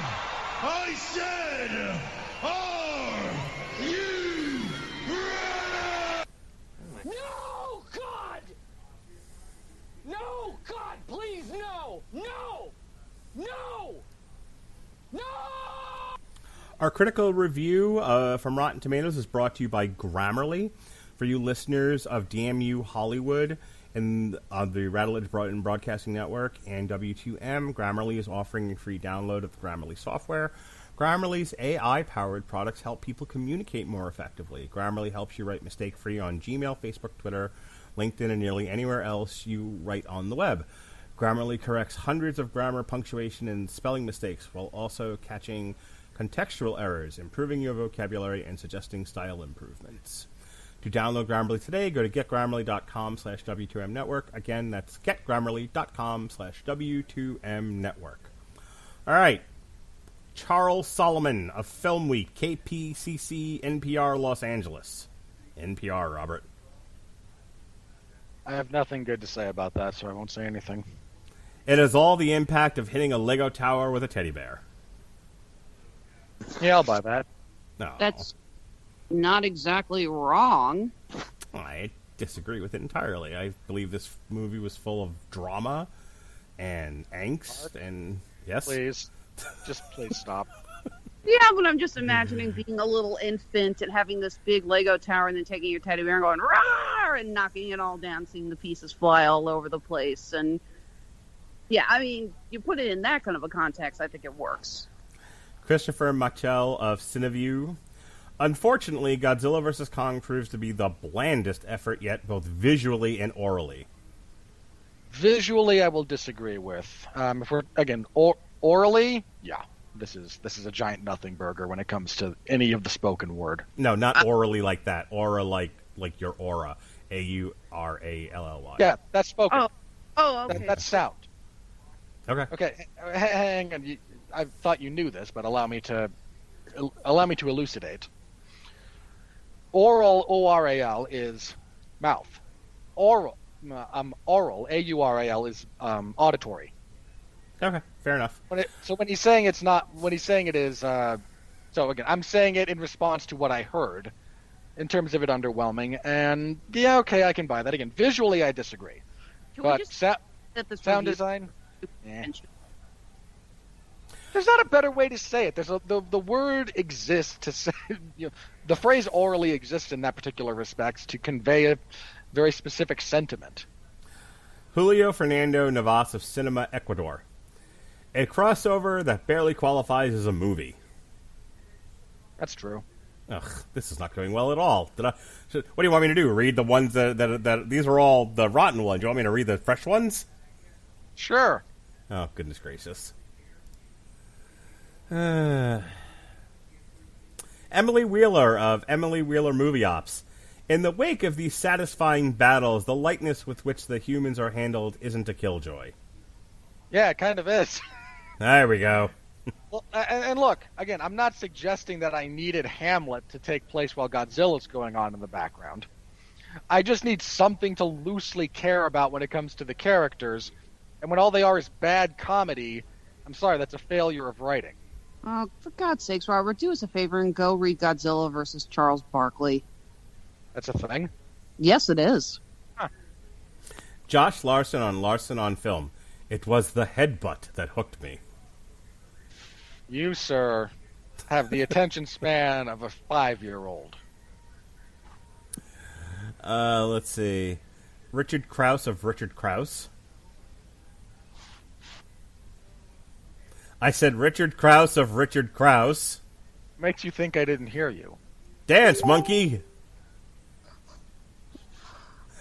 Godzilla vs. Kong is jam-packed with hot-button notions about big bad corporations and conspiracy theories, but make no mistake, at its giant heart, this is an old-fashioned creature feature. Okay, buddy, I hate to do this to you. So, if I could speak, I don't think of this when I think of the words creature feature. For me, creature feature is more, I don't know, werewolf, creature from the Black Lagoon, vampires, kind of a thing. You know, I don't really think of, kaiju as fitting into that specific demographic. Completely agree with you. Also, you don't get to talk about hot-button topics when you're talking about Kong versus Godzilla. That's just your desperate attempt to try and make it seem like you like something stupid for reasons other than you like something stupid. At least have the integrity to admit that it's stupid and I like it and I don't care that it's stupid. Not, wow, there's such a great treatise on the natures of unfettered crony capitalism that takes place in this stupid popcorn movie. No, sir, no. Speaking of stupid, here's one for the feminists. Carla Renata, the curvy film critic. We've been going to her a lot lately because she has such wonderful opinions. Godzilla vs. Kong reminded me that I have been rooting for King Kong for decades. Loved that he was able to understand sign language and that the woman in his life this time was a little girl instead of a grown vixen. Okay, first of all, someone clearly doesn't get the point of the 1930s film. Nope. At all. Otherwise, you would not have said in any positive way, well, isn't it nice that the woman in Kong's life is a child? Yeah, I don't want to get into it. I just read up on Kong and what he's a metaphor for and know that how stupid that sentence really is. And for the record, I'm the last guy to bang the PC drum, but if even I can look at the original Kong movie and go, boy, this is a very clear allegory, you all don't have an excuse. These are professional film critics. I'd like to remind everyone of that. Well, no, most of these people thus far have been self-employed losers. There it is. A little late, but still there. It counts. It counts. You feel better about yourself now? You do. happy? And I know it. Joanna Langfield, The Movie Minute. For a movie made by special effects team, this one isn't half bad. It's a lot more than half bad, but okay. I don't really consider this film made by a special effects team, but... That's basically accurate. There's nothing in the way of film craft here. This is mostly about the visual sensation, not anything else approximating the experience of film or any of the artistic components that go into it. This is just, look at how pretty this is, and I'm, again, for the record, that is in fact meritorious on its own. But that's all it is. This guy gets to be on Rotten Tomatoes. Just want to point that out. Dennis Schwartz of Dennis Schwartz Movie Reviews. Not to be taken too seriously action movie that's on IMAX. Wow. My movie review is as follows. There were moving images on the talkie. Thank you. Now I will take my I will take my vaunted red star or blue check mark or whatever sign of status is on these stupid websites for my stupid opinion, while others continue to not be acknowledged by our great overlords as established by whatever big tech corporation owns you. Yes, this is a good thing. Chris Samhain of God Hates Geeks. What?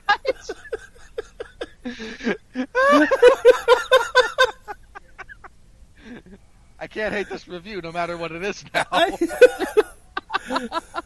I need to know more about this. That's just hilarious. God damn, not since Lola Lamb Chops I've been so interested in someone else's site.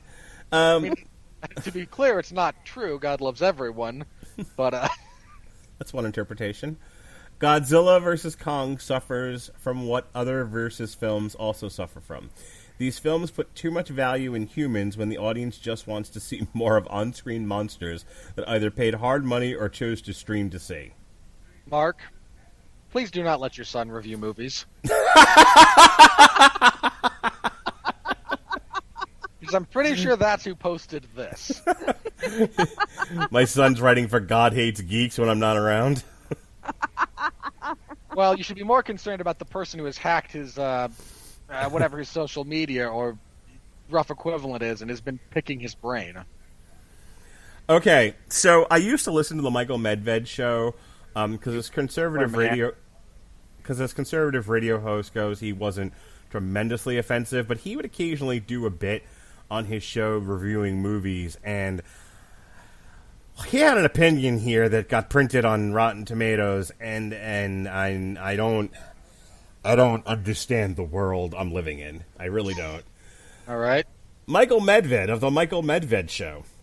The plot is clumsy and impossible to follow. The plot is clumsy and impossible to follow. He's a grown fucking man. He's a conservative columnist. He probably has a really high education, higher than I'll ever have in my life, and couldn't follow this fucking plot. Look, The plot is clumsy and impossible to follow. Lizard eats ape, lizard punches ape, ape punches back. My 7-year-old knew what was happening, Michael. My 7-year-old. Look, man. That's if not you the whole wanna review, by the way. No, I believe you. I want to address this singular point. If you want to say that the movie's plot is shallow and stupid, say that. Don't say you couldn't. Don't say. I mean, there's barely any plot to follow in this movie. There's a couple of set pieces and whatever stupid dialogue they threw together to try and loosely tie everything together. But it's not that hard to follow, man. And if non-existent doesn't mean hard to follow, it means non-existent. Say that. The plot is clumsy and impossible to follow, which makes me want to fucking hurt myself. But the special effects are impressive, with two monsters portrayed in greater detail and depth than ever before. Yeah, that's true. I can't get past the it's impossible to follow. I don't stop. Michael, stop reviewing movies. Just stop.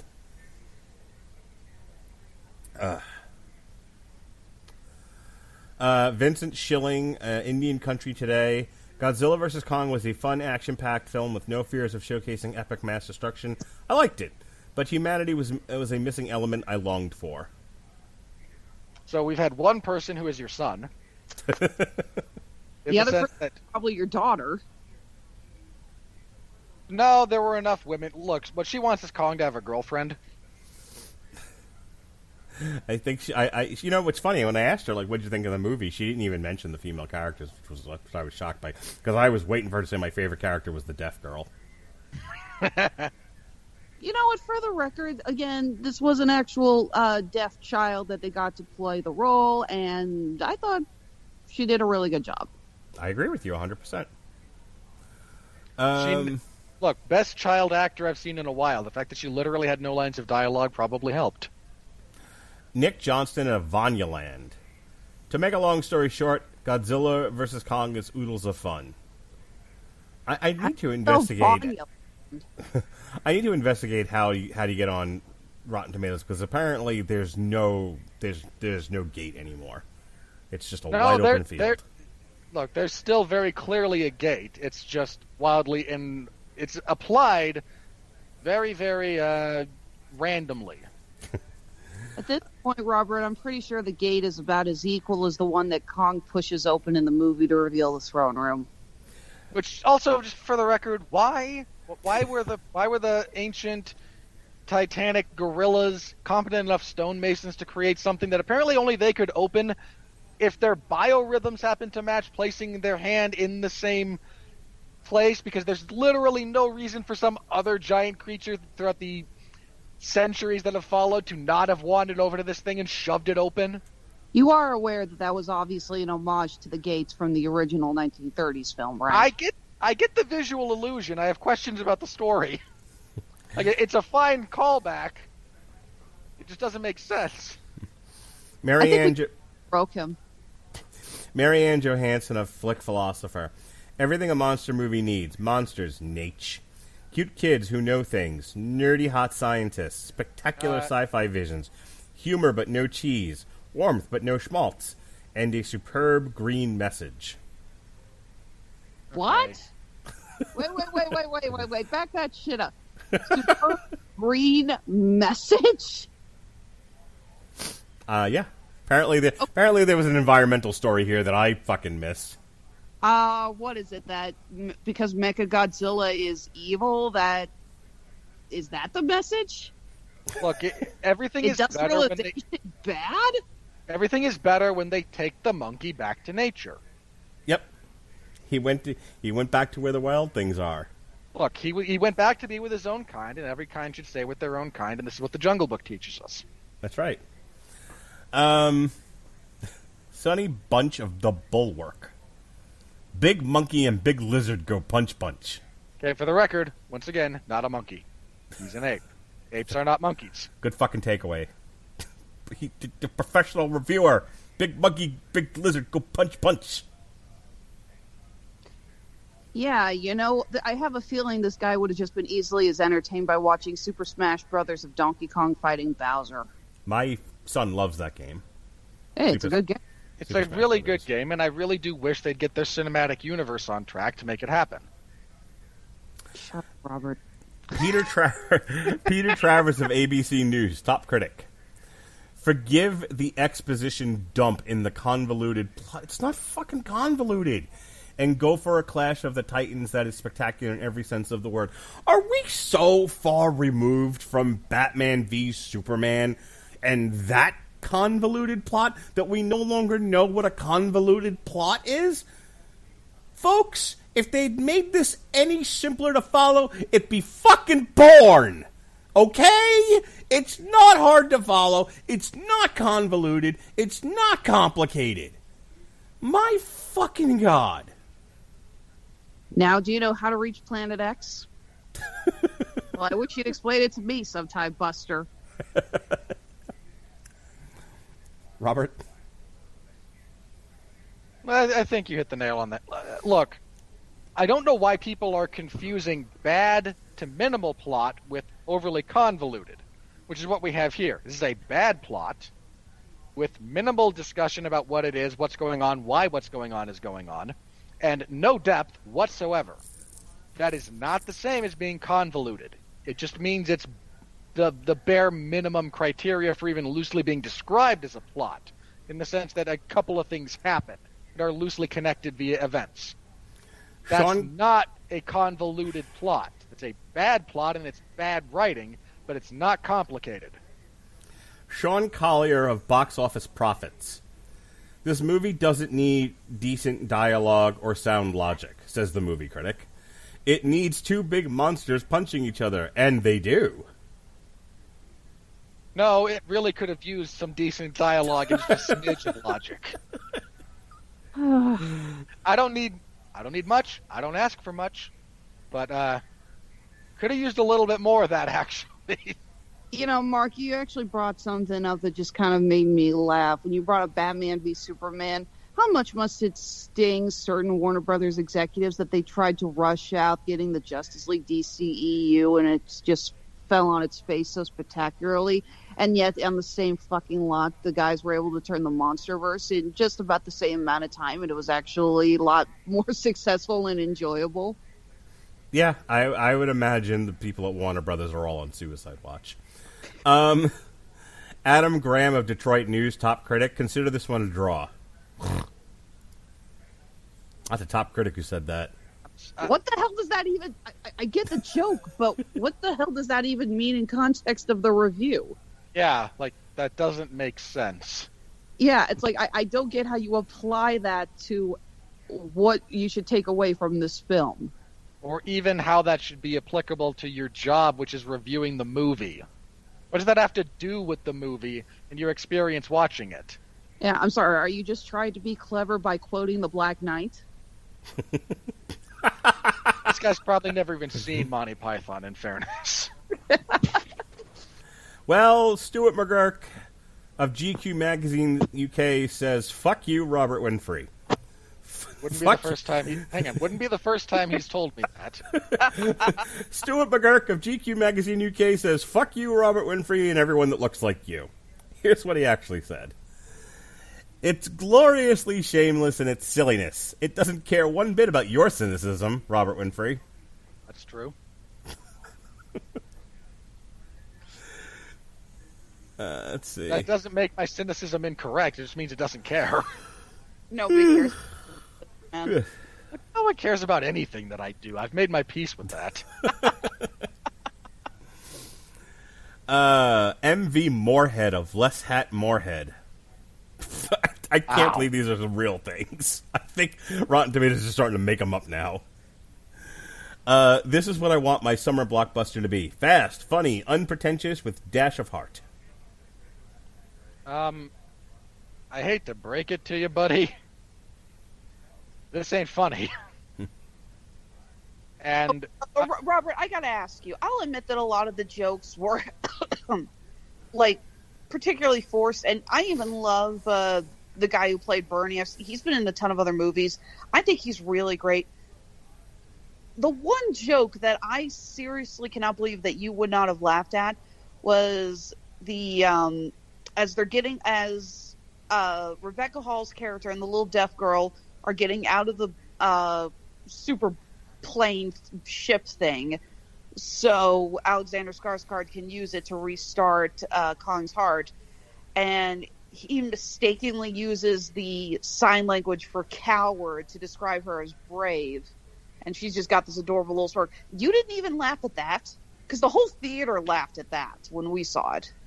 I did not laugh at the very, very obvious setup for that gag. I did not laugh when it was paid off in a very, very obvious way, no. Mark, did you laugh at that moment? Yeah, it was adorable. Dan Scully of Findy, it rips hard. Dan Scully of Findy, it rips hard. Dan Scully of Findy, it rips... Sorry, I got stuck. Like beach ball. Uh-oh. Okay, that's barely Stuck in a loop, or he's an idiot. No, she's stuck in a programming loop, and he's a moron. Futurama. Hey, if you keep quoting Simpsons, I gotta one-up you by quoting something else great and created. That's fine. I love Futurama, too. That's barely a sentence. And again, is that a positive or a negative? Because I can see it in both contexts very easily. Well, actually, is that a rotten review? Or No, that was fresh. So that's positive. Apparently, the nature of the word rips and its contextual use throughout the last 10 years or so has changed dramatically. I suppose I now feel about like my father did when I started referring to things as sick in a good way. It's hard for me to imagine you using slang. But again, that's the problem, is that I could see, rips could be used for positive or negative, but when that's the only quote that's taken, you do not get any kind of context whatsoever. Yeah. Blige Abiri of New York Magazine Vulture, top critic. If all you seek are giant monsters punching each other, don't let me prevent you from seeing this heart-stoppingly stupid but sporadically entertaining Godzilla vs. Kong. This person is my spirit animal. Break in and write that. I wish I had written that. Shirley Lee of The Atlantic top critic. I myself had wished for more Godzilla after the 2014 film. This wish had been granted using a Kong-sized monkey's paw. Still, it's kind of admirable how aggressively Godzilla vs. Kong eschews any grander meeting. I'm not sure if I want to give this a pass for the monkey's paw joke. Because that's actually not a bad gag. No, that actually is one of the smarter comments I think we've heard tonight. That's one of the most legitimately clever stingers you've ever read on this show. James Vernier of Boston Herald. Millie Bobby Brown, Brian Tyree Hendy, and Julian Dennison are like a life raft. A life raft, Robert, in a sea of over-sugared and caffeinated jumbo monster juice. No. See, he thinks they're the best part is what he's trying to tell you. No. What, do No. Don't you understand that Millie Bobby Brown and Brian Tyree Hendy and Julian Dennison are what you go to this movie for and are the thing holding it all together? No, this person's an idiot. Well, what part of... I'm just going to call him the fat kid because I can't remember his character's name, nor do I care to look it up. What part of him as Chandler Riggs tearfully reunites with his daughter? They somehow managed... Shut the fuck up. Shut the fuck up, because this is the best. This is the absolute best. So for a while there, we were doing what's the Trumpiest review we can find. I don't even know how to categorize this, but it's what we're going to end on tonight because it's the fucking best. This is the best review I've heard all night. I'm getting in the foxhole. Yeah, I would run if I were you. Rohan Nahar of Hindustan Times. The worst thing to happen to Hong Kong since the protests. Oh, good God!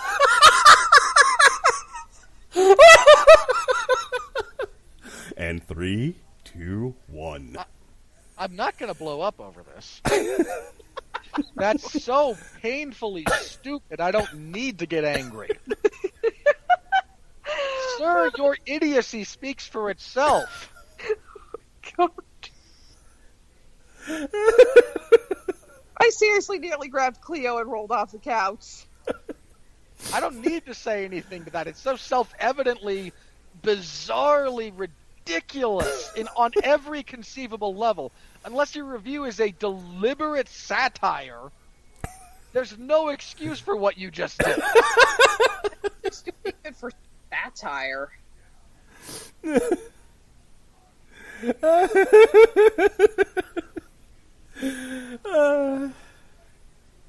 I might have to put that on Twitter. That's hilarious. Oh, a fictional monster rampaging through this city is the worst thing that's happened to it since the actual violence over a series of weeks and months that... No! I think that wins the award in 2021. I don't know if it's going to get better than that for most tone-deaf review I've ever read on this show. It might. I certainly hope it doesn't get better. Better in serious air quotes. That would make the monkey's paw one just look like frickin' fried gold. All right, folks, that wraps it up for our review of Godzilla vs. Kong. Tomorrow, assuming a digital copy of the comic is out, we will be reviewing Kingdom Kong, which coincides with the movie. If not, we'll review, whatever the last one published by Legendary was that we haven't reviewed yet, which I don't remember the name of right now. Same thing on Wednesday with GVK Godzilla Dominion. Assuming it comes out on time, we'll review that. If not, then we'll do Godzilla Aftershock, which is the one that coincided with King of the Monsters. On Thursday, I'll tell you guys this. I don't know if you heard the Pacific Rim shows I did with Sean, but I teased him on that show because a couple years ago when Kong Skull Island came out and I was giving him the privilege of picking some of the movies that we would review on Trial, I said to him, I'm like, hey, it's your turn to pick the movie for this week. I just want you to know that we're also reviewing Kong Skull Island, so be thinking maybe something about King Kong. Maybe the 76 one, or Peter Jackson. But it's your call. Pick whatever you want. And he picked Zack and Miri Make a Porno. I heard I had heard the particular review, Long Road to Ruin in question. Yes. Okay. I am amused by that story.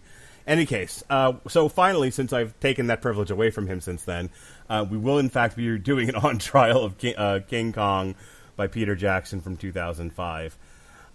Saturday, we're celebrating the WrestleMania Night 1 in the WrestleMania week that is taking place this entire week, as a matter of fact. We will be releasing the interview that we did with the writer of Invasion from Planet WrestleTopia. Myself and the Podsman, we reviewed the book. We had the author on to talk about the book and go over the plot points of it. And we had a really great discussion. So, celebrating Wrestling Week and kicking off our week of wrestling reviews, we will be putting out our Invasion from WrestleTopia review. Next week, we've got a whole bunch of WrestleMania stuff and a little bit of Resident Alien. We'll be reviewing on Monday, a week from today, NXT Stand and Deliver and NXT UK Prelude. And then myself and Alexis Hejna will be reviewing the 3-issue limited series Resident Evil: Welcome to Earth. And then Resident Alien. Sorry, not Resident Evil. Resident Alien. And then the next day, myself and the Podsman will be reviewing WrestleMania 37 in the Hall of Fame. And then Alexis Hejna will be back in the evening, and we'll be doing the first season that just wrapped up of Alan Tudyk's Resident Alien. On Wednesday... For that. On what now? Oh, it's annoying me because I was watching Resident Alien on sci-fi.com and then usanetwork.com, but I've apparently hit the margin of how many episodes I can watch before I have to actually buy a subscription through some other service. I think, I have no idea which, so I'm trying to find the series so I can watch, I think it's last 4 or 5 episodes. Okay. Hit Jesse up if you've got Plex, and he'll show you the pirate ways. Yo ho. On the 14th, Pat and I are kicking off a new series, The Mania of WrestleMania, and we'll be looking at we'll be reviewing all the WrestleManias from 1 to 36, presumably, over the course of the next year or so, like we did with boxing, and we're obviously starting with the first one, so that'll be the 14th. And then on the 15th, to conclude WrestleMania week and a little bit of Resident Alien, myself and Sean Comer are doing an on-trial for the Hulk Hogan masterpiece with the late Tiny Lister Jr., No Holds Barred. Last week was Pacific Rim week. You can check out all of our Pacific Rim shows. We reviewed Tales from Year Zero, The Black. We did a Long Road to Ruin for the Pacific Rim movies. I released our 2013 review of Pacific Rim that I did with Jeff Harris many, many moons ago. We also republished an old Tomahawk review that we did, Oddfellows, and then we reviewed the new album, Tonic Immobility. Myself, Chris Bailey, and Robert did a commentary for MLW's Never Say Never show. And on Easter, my kids and I did a commentary for the 2011 movie Hop, which was fun, right in time for Easter. So that's it. That's all the plugs I got. Alexis Hejna, do your uninterrupted plugs. Nobody will interrupt you. Now we're all going to shut up. Not a word's going to be said. Go ahead. The floor is yours. Okay. Honeysuckle Creations, the intersection of geek and chic. Like I stated in our last show, still unsure of when we're going to be back on the road. It looks like the convention circuits are starting to open up very cautiously as more and more of the country gets vaccinated. So just keep checking in on our Facebook, Twitter, and Instagram pages. We will be updating soon on hopefully when we're going back on the road. In the meantime, our shops are still open on Etsy and Handmade at Amazon. All of our items are in stock. I'm always working on new pieces. I was inspired, actually, by the premiere of the new Loki trailer. I think I want to make some Loki for President cufflinks. I think that'd be kind of fun. So we're going to go ahead and do that. Again, that's Etsy and Handmade at Amazon, Honeysuckle Rose Creations, the intersection of geek and chic. All right, take me home, baby doll. I do stuff, unless I choose not to. As we wrap this up, I will be starting my written review for AEW's Dark Elevation. That'll certainly be a thing. You can find me covering a few things this WrestleMania weekend. I will be covering whatever MLW offering there is. I believe they're re-airing an old episode of Underground. Thursday, I agreed to step in and pinch hit for Kevin Pantoja, as apparently he has a thing. So night 2 of NXT Stand and Deliver, you'll get me instead of him. And since I haven't watched NXT or any wrestling that I haven't been paid to cover in quite some time, we'll see what happens. But I will be covering it. And Friday, the absolute go-home show before WrestleMania, WWE SmackDown. You can find my coverage for all of that in the Wrestling Zone of 411 Mania. Saturday morning, I will be covering UFC on ABC 2. It's a 15-fight card, God help us all, but it starts early in the morning, so as not to conflict with, I assume, at least WrestleMania, if not a few other things. So if you're interested in the sport of mixed martial arts, you can find me over there. I host the 411 Ground and Pound MMA podcast on Sunday evening / Monday morning when it's released. This last week was just a preview, actually, no review. And we talked about some of the big news that's come out. The Ultimate Fighter's back, and I vomit. Conor McGregor and Dustin Poirier signed for their trilogy fight, to the shock of no one. And Endeavor, the parent company of the UFC, looks like it's going to spend another couple $2 billion and buy out the remaining 49.9% ownership stake in the UFC. So you can find my thoughts and musings on all of that, as well as a few other topics. The Reebok deal ended, so we go a little bit into that. And yeah, anywhere you find your great podcasts, you can find that particular show. Please do give it a listen if you're so inclined. I'm still trying to grow that. I shouldn't even say it. I should say I've given up on growing it, because that's more accurate. I've just resigned myself to a life of mediocrity and obscurity, because that's all that awaits me before the grim, cold fingers of death clasp around my throat at some indeterminate point in the future. But you can find all of that stuff if you're so interested. And yeah, we'll be back here next week. Yes? No. This wasn't our only show in March, was it? I think we have one more.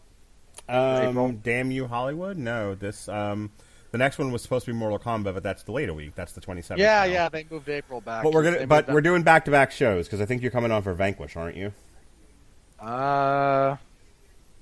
Assuming I can find it, sure. I believe you said you were up for that one. That was also prior to things moving around a bit, but nonetheless, we have 2 more Damn You Hollywoods in the month of April, and they're both one day after each other. One is the straight-to-VOD Ruby Rose Morgan Freeman movie Vanquish, and then the next night's Mortal Kombat. Okay, yeah. I said I was down for that. I know things moved around, so I wasn't quite as sure if that was still the same plan for this month. But yeah, sure, I'm down. Alrighty. Hey, before we go, we are currently in the process of a big project here on the Radulich Broadcasting Network. We are slowly but surely, over the next weeks and months, releasing podcasts from our old Blog Talk Radio archive.